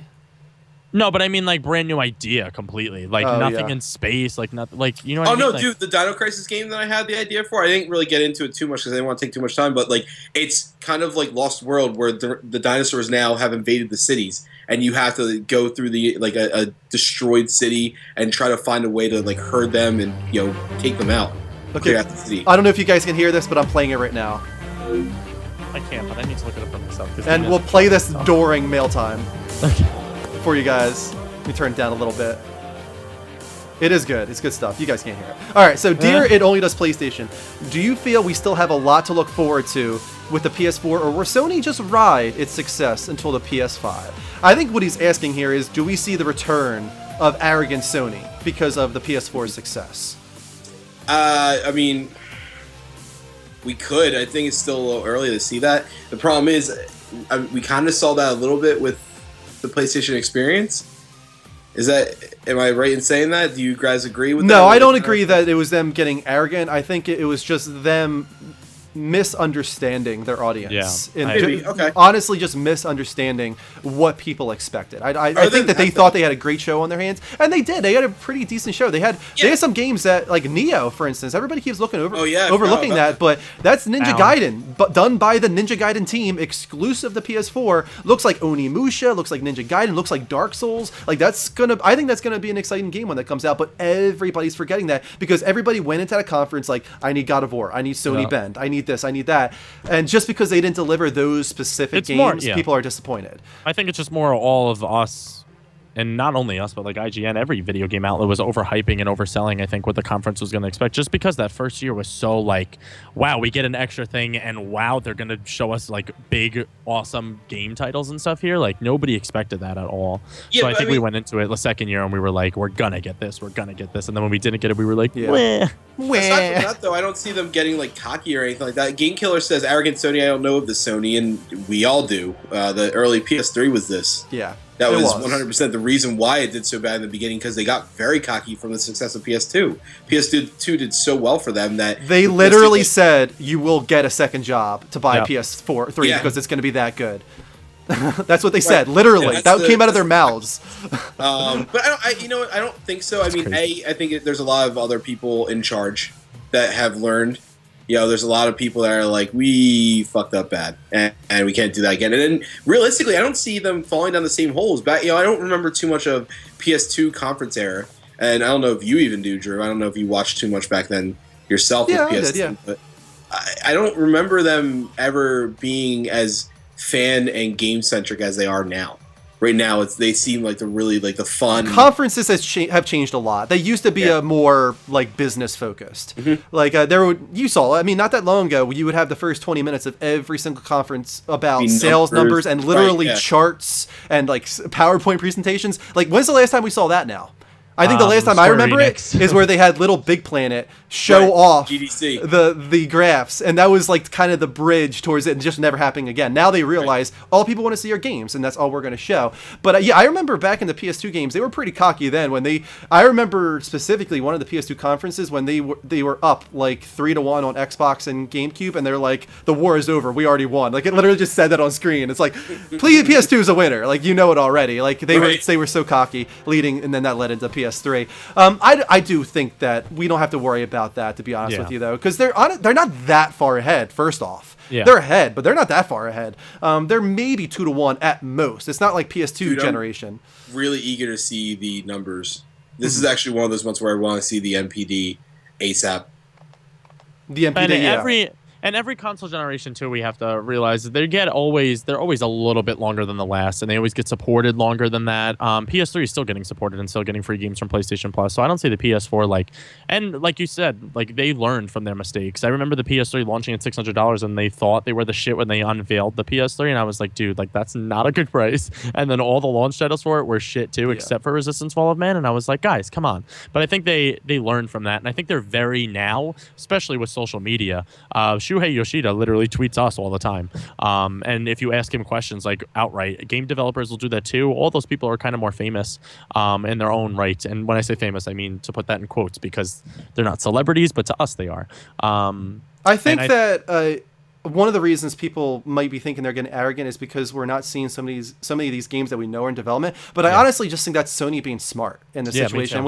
And you just have to remember that they're doing so well without the games right now. Like, there's no reason for them to push these games forward. Keep them in the oven, polish them to heaven and back, because they don't need them yet. Wait until Xbox starts pushing out the heavy hitters and getting desperate, because they probably will. They might get desperate and start dropping the price and fire sales and crazy shit like that. That's when Sony's like, oh, by the way, we've got this God of War, we got this, I completely agree with you. You know what made me think about that originally was Naughty Dog. I think it was a recent quote from them, and they said, oh, we are thinking about making more games after Uncharted 4 for this generation of this console, but it'll only be like another 2, maybe 3 games. And when I really put it into perspective, I'm like, we get so many games every year, but if you think about it, like, one studio only puts out like 3 games total on one console. That's crazy to think about. And when you put it into a perspective like that, it's like, why not milk all of these studios and plot these games out, like Drew said, like when they're ready and when they need to be pushed. And that's why I think maybe Final Fantasy VII isn't as far away as we might think, and the episodic part might be why that is, because they are being pretty good about announcing games and not having them that far away. Recently, at least, we don't get that too often where it's like a game is announced and we have to wait 3 or 4 or 5. 13. Yeah, like, we don't get that a lot anymore. So I'm glad that that's happened. Mike, you're up with the final topic of the night. Yes, sir. All right, so Sony made a big giant push and kind of threw everybody when they said they were getting very into the video and TV show side of everything with their company, but it's kind of been a letdown so far, with the exception of Ratchet and Clank. So what is it that they would need to do? What would they need to add? What properties would they need to grab? What would they need to make in order to make it a redeemable service both to themselves and for us? Off the bat, I think we need to give Powers a second chance. It's only had one season. I know that the first season was pretty damn bad. God awful. But that being said, I think they have some different showrunners on the second season. Maybe they're trying to showrunner from Daredevil is actually going to be maybe they're trying to step up their game a little bit there. Let's see if it works out in their favor. I think Powers is not a bad property to try and grab. I think that was probably smart on them to try and do something like that. I think it might have been not so smart in that it's a show that requires a decent budget, and it shows when a show like this doesn't have a good budget behind it. Why not do something like I don't know. There's some games that don't need crazy budgets attached to them. Maybe a more human story. So one of the things that comes to mind, there's a couple different things that I've had a thought of, and I've been thinking about this all week.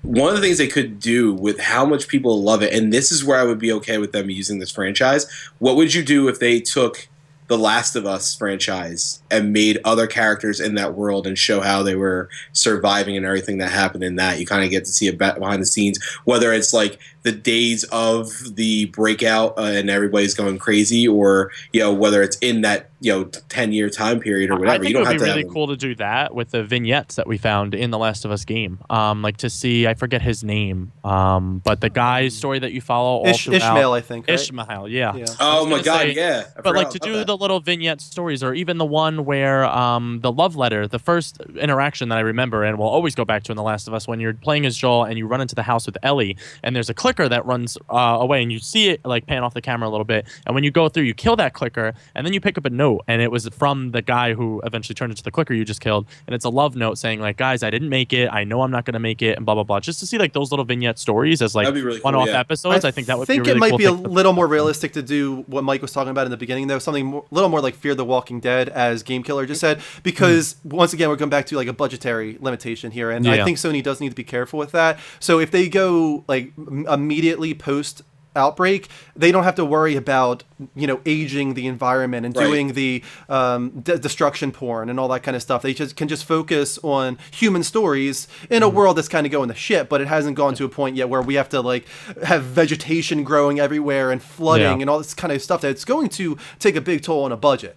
So I think that as we were saying, immediately post Outbreak Last of Us, that could work. Definitely could work. Right. The other one, the other idea I thought would be the one group that I feel like they really miss out on Target, and they're nailing it with Ratchet and Clank, but they really should do a lot of franchises that they have towards kids. I know they don't own the rights to Crash Bandicoot anymore, but they could. I mean, Knack is a perfect one. Tell me what kid doesn't like a robot that helps you out from another time that can morph into a bunch of different. I mean, kids are gonna love stuff like that. If they make kid-centric stuff like that, that would get them into it. It would get the parents giving it attention, and I mean, look at how many parents would just say Netflix for Hulu.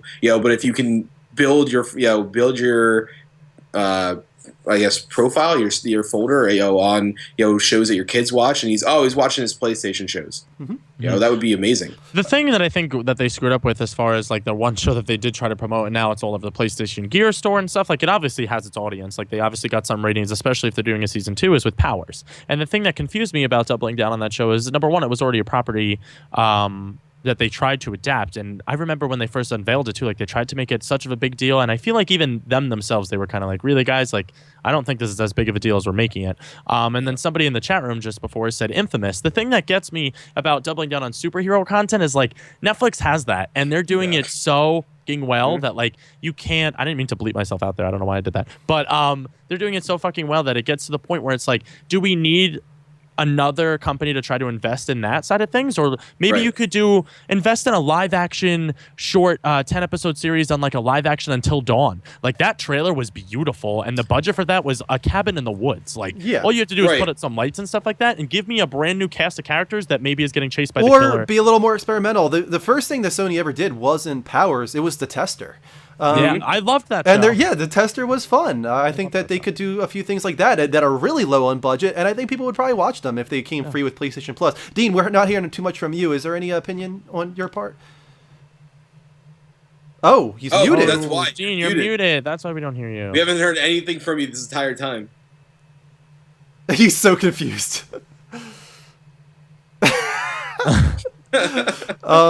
Maybe reset your mic. While he's doing that, I know Dima's a big fan and actually got me turned on for exclusive PlayStation content with Will Wheaton. He did a bunch of game developers, like panels almost, where he sat down with like the creators of Treyarch he did, Naughty Dog he did recently, and I believe it was Sucker Punch and Santa Monica was the season 2 of it. But this show has been going on for 2 seasons now. I think it's 5-episode seasons, and what he does is he takes like the big studios that are putting out a game this year to talk about like Uncharted 4 and your past experiences with these games and such. So I love that show as well. One of the other ideas that I had as well would be kind of almost what you said and also what Drew said at the same time, doing a reality type thing.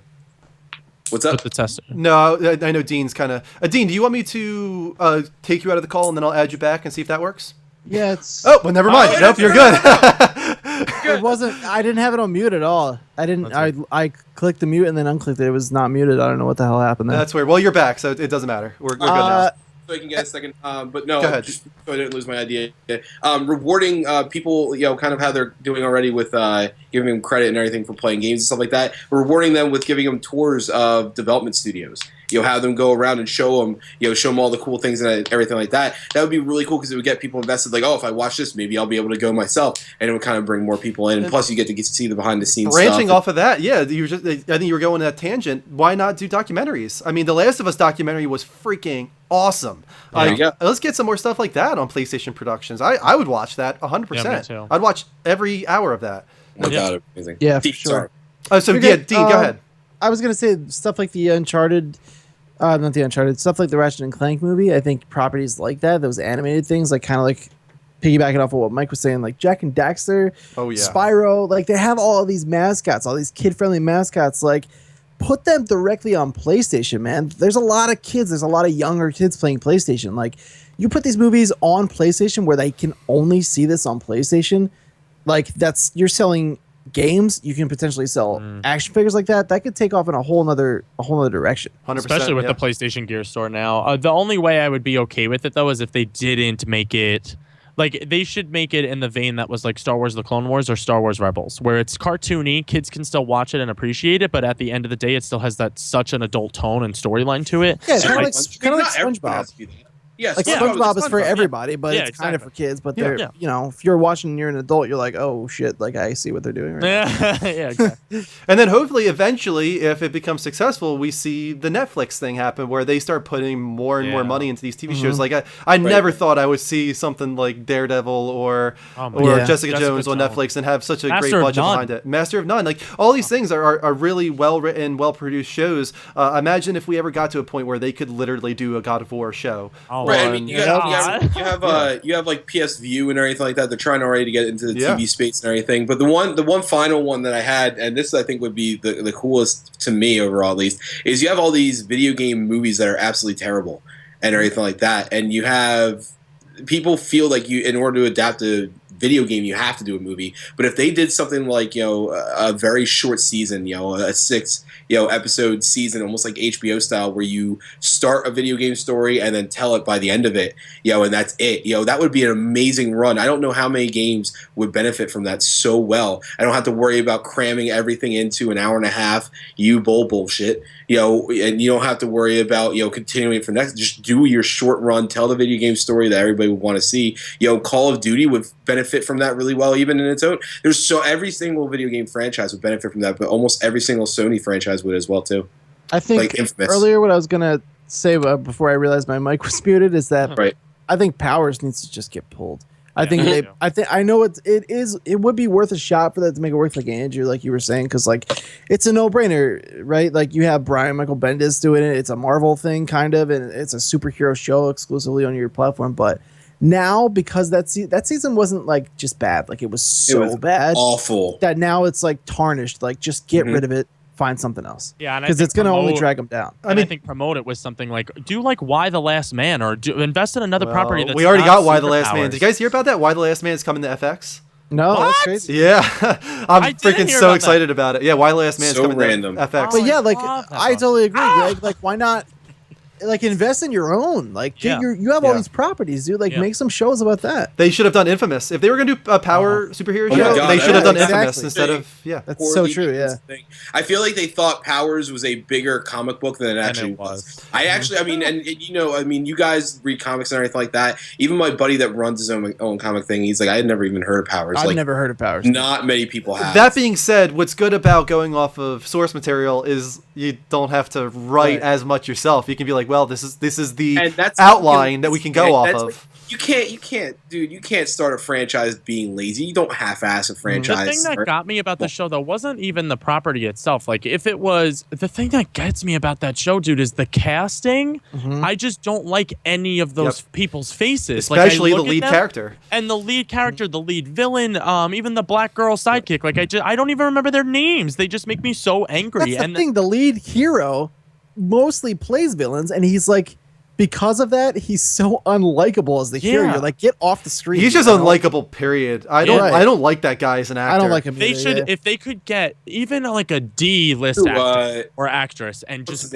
push them to the forefront and give them powers. You can give them something unknown, but give somebody with a little bit of oomph to it. Like, I see every Natalie Portman movie, it's not because the story, like, I see it because I trust Natalie Portman's going to do a good movie. Same thing with actresses or actors like Robert De Niro. Like, you invest in those people. You don't necessarily have to invest in the film. Jennifer Lawrence's Joy didn't review very well, but I bet you a ton of people are going to go see that because of Jennifer Lawrence. Like, invest in your actors and your casting. Have you guys watched the second season trailer yet? Yeah, I don't think it looks good at all. Okay, this is it here. It released a few days ago, I'm pretty sure. It looks like it's going to seduce us with the same idea that it did the first season. Then we watch the first episode, maybe the second, because we're masochists and we like the pain, and we realize, wow, this is absolutely terrible. I might give it one episode again. But that's, I mean, realistically, like, I don't know. It's, dude, I agree, and I hated, no offense, Greg, I hated when you were saying, like, oh, they need to do this with Powers and everything like that. I completely disagree. I wanted everybody to talk about other ones just because I want Powers to go away completely. We don't, we kind of already said, we don't need another superhero thing. But that's the thing, though, is it's not going away. Sony's being dumb. They already confirmed it's having a season 2. They already released a trailer, so I wouldn't call it being dumb. It's not dumb. It's them doubling down on something because they have to. They literally have to. This was their premiere TV show for PlayStation Originals. They're not going to abandon it after one season. They're going to lose money on it. Literally, I'm sure they did already, and they're willing to lose more. They'll probably stop it after this season, unless for some miraculous reason it takes off. But they're doing this because they don't want to eat crow. Charlito, Charlito, by the way, that's his name. You guys don't like the guy who plays the villain. Also, hate that guy. Oh my god! All their faces just. He was on. He was the guy. He was one of like the bad crow on Game of Thrones. Remember? Yes. Also, the dad. That's how I knew him from. That's his IMDb page. That's how I. Oh, he was on Game of Thrones. Are we talking about Eddie Izzard? No, not Eddie Izzard. He plays the second in command. Yeah. To Eddie Izzard. You know what I'm talking about? Oh, the British guy with a mustache. I've watched like 1.5 episodes, so I don't know. His name is Noah Taylor. He was in Game of Thrones. He was like one of the betrayers of Jon Snow. Yeah. Yeah, I hate him. Yeah, I do agree that they're just running that show out. They're going to give it one more season. It probably won't take off, and then they'll move on to something else. The question is, what's that going to be? And hopefully they have learned. They have a good service that they can bring to people. They just need to realize it, and they need to examine all the facets they have. Don't stop catering to the mature, dark audience. Is what they really need to do too. I am excited though for Ratchet and Clank. I'm excited for Sly Cooper. Those are all promising. So I always forget about Sly Cooper. And the final mail time of the night. Once again, you guys can tweet at us with hashtag IUDP or on the spot if you want to submit questions. Dear It Only Does PlayStation, if PS3 emulation came to PS4, which games would you want to like to replay or maybe even play for the first time? That also came from Mel, aka Strife Girl. Here, the tough thing about this is we've already had so many of the great PS3 games remastered, right? So you got to kind of dig with this question. What are the obscure PS3 titles that haven't already been remastered that you would like to still play on PS3? Right off the bat, I don't think this game gets enough credit at all. Critically, it did, but as far as like people talking about great games of the last generation, Enslaved: Odyssey to the West, it was very, very much on the rails without telling you it's on the rails. And yes, the gameplay wasn't fantastic, but the story that game told and the DLC that came out for it too was so awesome. Such a great experience and such a great time that I had with that game. So if that would probably be the first thing I would pick up with PS3 emulation. I got nothing, man. My PS3 is right behind me, still plugged in. So anything I want to play, I pop it. I use my PS3 maybe like 75% as much as I use. All right, well, PS4. let's adapt the question for you then, Dean. What is a game for PS3 that you just kind of regret not playing yet? What is one that you still need to get around to?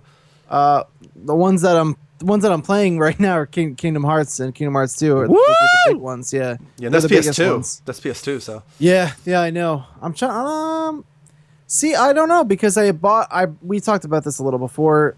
I bought my PS3 like the end of the middle of the PS3's lifespan, and so I bought it with those games already in mind. I was like, okay, I want to play the Uncharted trilogy. I want to play God of War 3, obviously. I want to play the Infamous games, and so like, there's a lot that I just banged out like my first month with my PS3 because that's why I bought it. But nothing immediately springs to mind.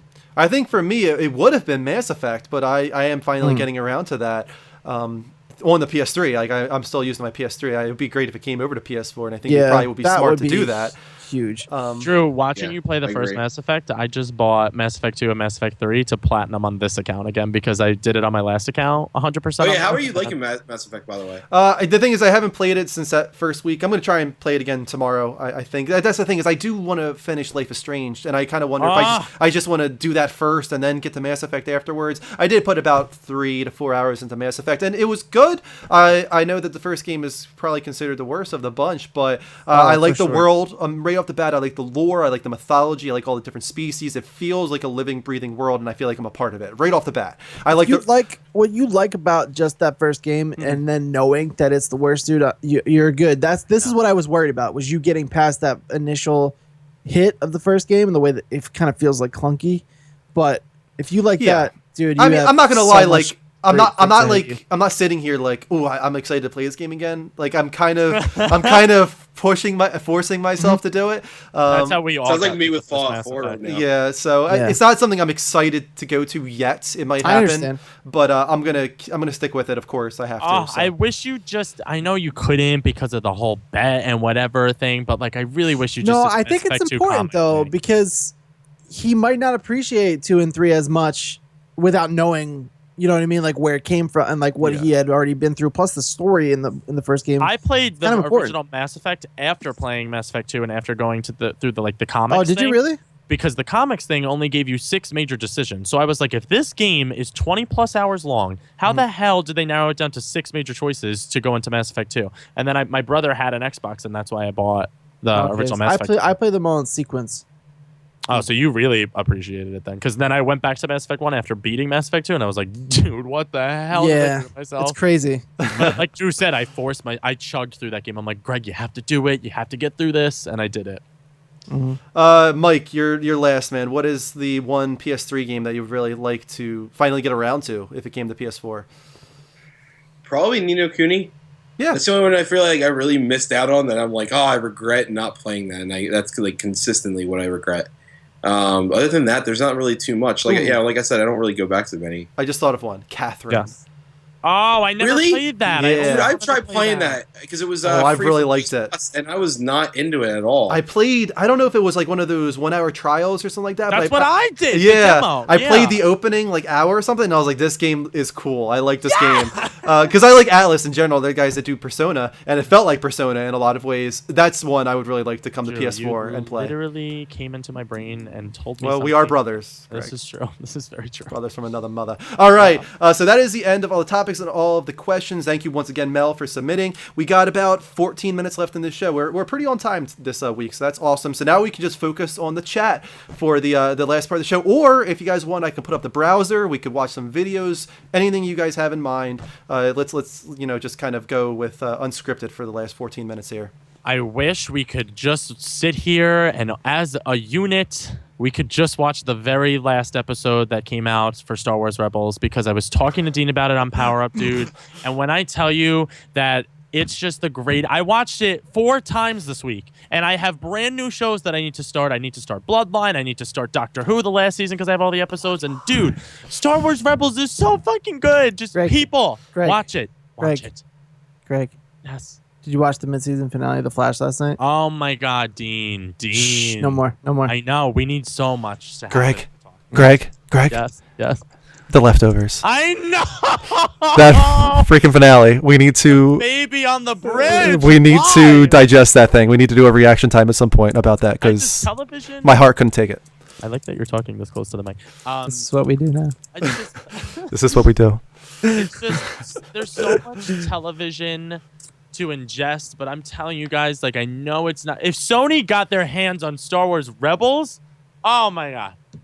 Dude, so wait, can I ask you then real quick? Is Leftovers something I'm going to enjoy if I get into it? Dude, that show, the second season, I like the first season, but man, everybody's talking about it because the second season is one of the biggest comeback stories ever in television. Like, it's a meteoric rise from that. I need a new season. show to watch. I need to watch that. It is. I was going to watch so True Detective too, but I didn't. Don't do that. Don't do that to yourself. I recommended it to all my friends that I play Uncharted with, my other friends on video games, not you guys. And they all. My one friend just messaged me today. He said, "Thank you so much for turning me on to The Leftovers." And he said, "Holy shit, season 2, every episode better than the entire first season of Leftovers." I was like, let's not get crazy. I don't agree with that. I like the first season, I think, a lot more than some people do or something. Because that first season, I loved every episode, and I do miss the musical cues from the first season. I like the first season more than the second season, personally. Yeah. But that's, I don't know. I think overall, the second season did a much better job of telling character stories and having them tie up in a really, really great way. The show is all about a realistic take on how people grieve. Yeah. And it does such a good job of so many circumstances, like so many differences in how people would grieve with this kind of event. It's so interesting to see how these characters react to this mystery, this thing that happened to this world, rapture, essentially. Yeah. And it's just I can't recommend it enough. Recommended it to my mom. Was it on HBO? Yeah, HBO. Yeah, HBO Go. That was my question. Yeah, I think I'm gonna watch this. I like this cast I'm looking at right here. Oh God, dude. The casting, it couldn't be more perfect. Oh my God, dude. That show. What's her name? Carrie Coon. Nora. She's from Gone Girl. She played the sister. She's perfect. I love her. Who would have ever expected, though, Justin Theroux, guy who wrote freaking Tropic Thunder and Zoolander, like this guy to be an amazing actor. Like this season, man, the way he I can't even explain it. The awkwardness sometimes that he has to display, the confusion, because that's the whole thing. Is what I love so much about the show is nobody knows what the fuck is going on, and that's the way it's supposed to be. This is Lost, but they right off the bat are like, "There's no answers. Like you're not going to get answers." We're in the same boat as all the characters in the show, and the confusion that Justin Theroux is able to display in his face, and it's just like, oh man, it's just. I think that's why it works so well, is because the characters are so self-aware in their own world and universe that they've built. Like that's why you can relate to them so well, because all the questions and stuff that they ask and they do, like you're asking the same thing, so you kind of discover it together with the characters in the cast. That's why you get so emotionally attached and invested to them. I think I'm gonna watch this. Andrew, I will say to Andrew, any show Andrew has recommended to me so far, I have wound up loving. I trust this. I think I'm gonna have to watch. Breaking Bad. Bloodline. Bloodline is my next show. After I just have to finish Doctor Who season 12 because I have all the episodes finally on my DVR, so I'm getting through. And the last one. Is this a PlayStation podcast or is this a TV? It's podcast? TV this is now. Free time. Okay. This is free time. Yeah, this is how we end PlayStation fun fact podcast. for you: Justin Theroux wrote the screenplay for Iron Man 2. Oh, that too. Yeah. What? Yeah, he's a screenwriter. Weird. Yeah. He did Tropic Thunder, Zoolander, and Iron Man 2. Tropic Thunder. Zoolander 2 as well. Yeah.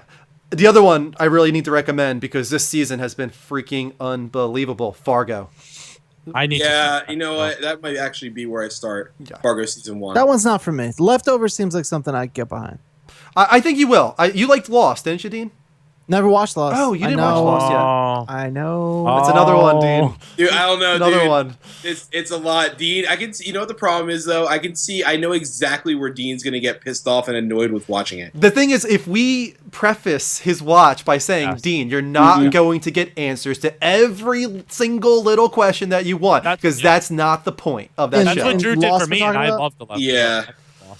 Yeah, that's what I've heard. I've heard people are pissed because like they don't answer the questions that like people thought they were. What they don't answer is what exactly the island is and the origin of the island. But who? That's the thing is, if they actually gave an answer to that, nobody, I guarantee, nobody would have liked the answer, because there's no answer that is satisfactory for this freaking mystical island that has these properties. There's no answer to that. What are you going to do? Go back to 4000 BC and show angels coming down from heaven and building this island? Like, what the fuck are you going to do? There's nothing you can do that is going to satisfy people. Just let it be the mystery, and all the other questions they answer for the most part. And it's about the characters anyway. Back to Dean's point, I was just thinking about it, and Drew turned me on to great television series as well. You started me on Lost, and you got me to watch Friends.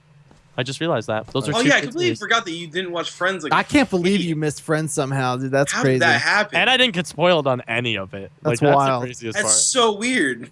Like, I don't. And now it's my next recommendation from Drew's Bloodline. Leftovers or Lost? I would start with Leftovers because I wouldn't start Lost yet, because Lost is something that takes over your life for a while. Yeah, Lost is a time sink. I need to finish Walking Dead still. I'm only like middle of season 5. Here's the thing about Lost. Every episode is 42 minutes and there's 120 episodes, and the moment you start it, you will binge that freaking show. Like, you will not be able to stop. Every single episode ends on a cliffhanger where you're going to be like, all right, might as well watch the next one. I guarantee it.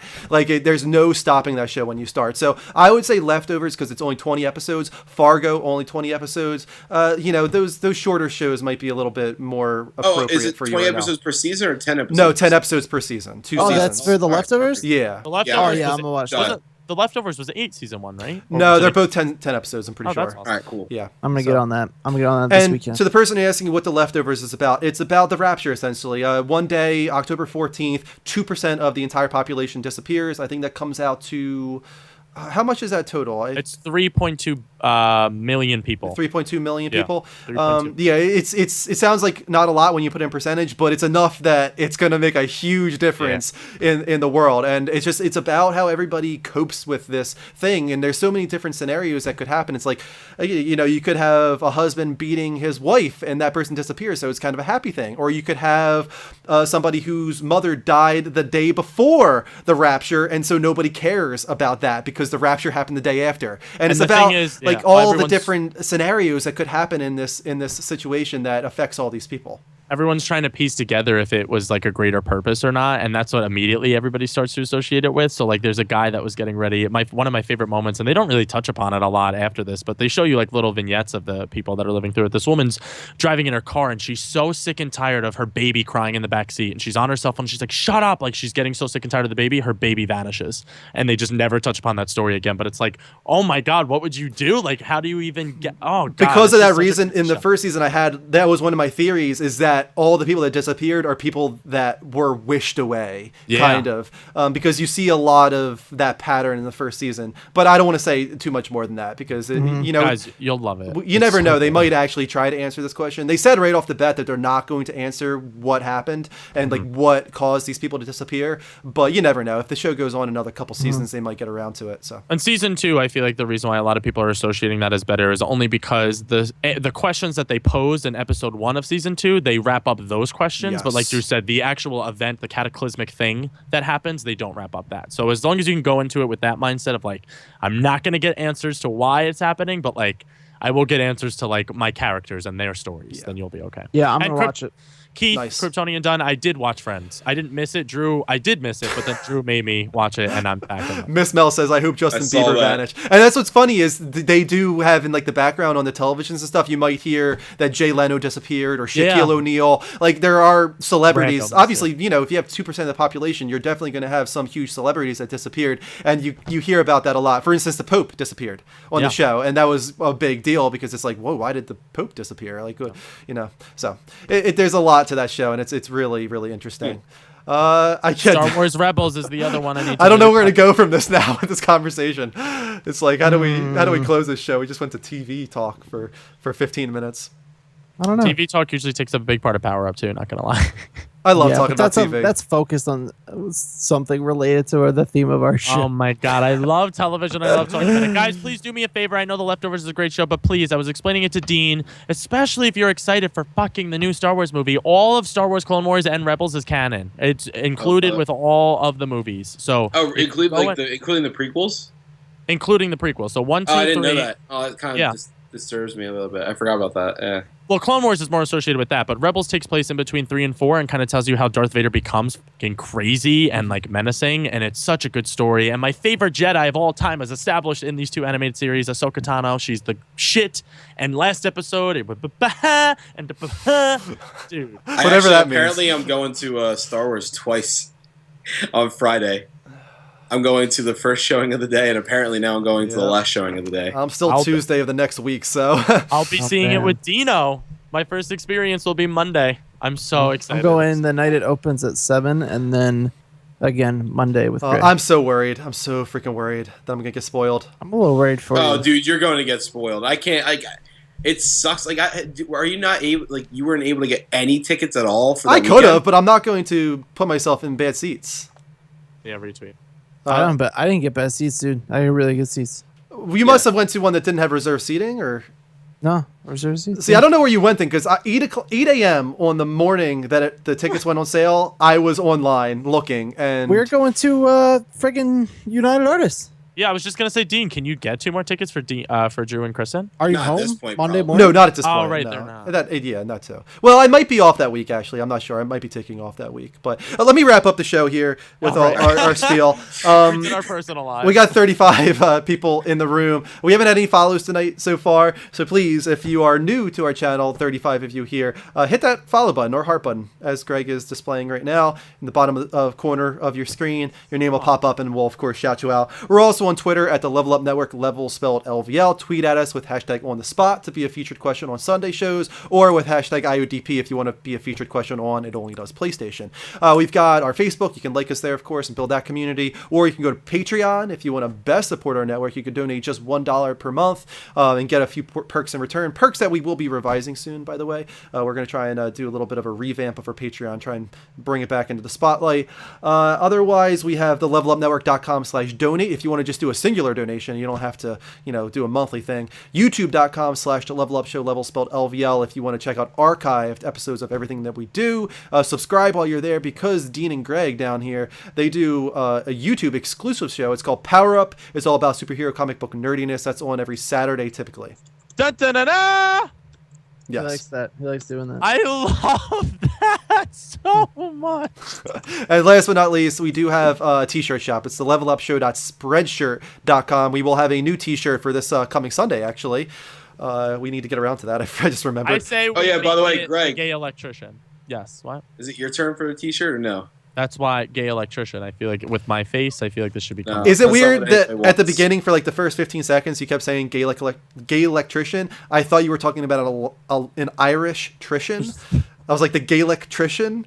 Oh my god. Like it was Worse. like it was one word. I was like, what's a trician? Why is it Gaelic? And I'm confused right now. So that was that's where my mind went. And I think that's going to wrap up the show for us tonight. Thank you to everybody that watched. This was a great episode. We did this flowed very well tonight. Boom, boom, boom. You make my heart go boom, boom. All of you three nice men. Okay, that's enough. I gotta go to bed. Yep.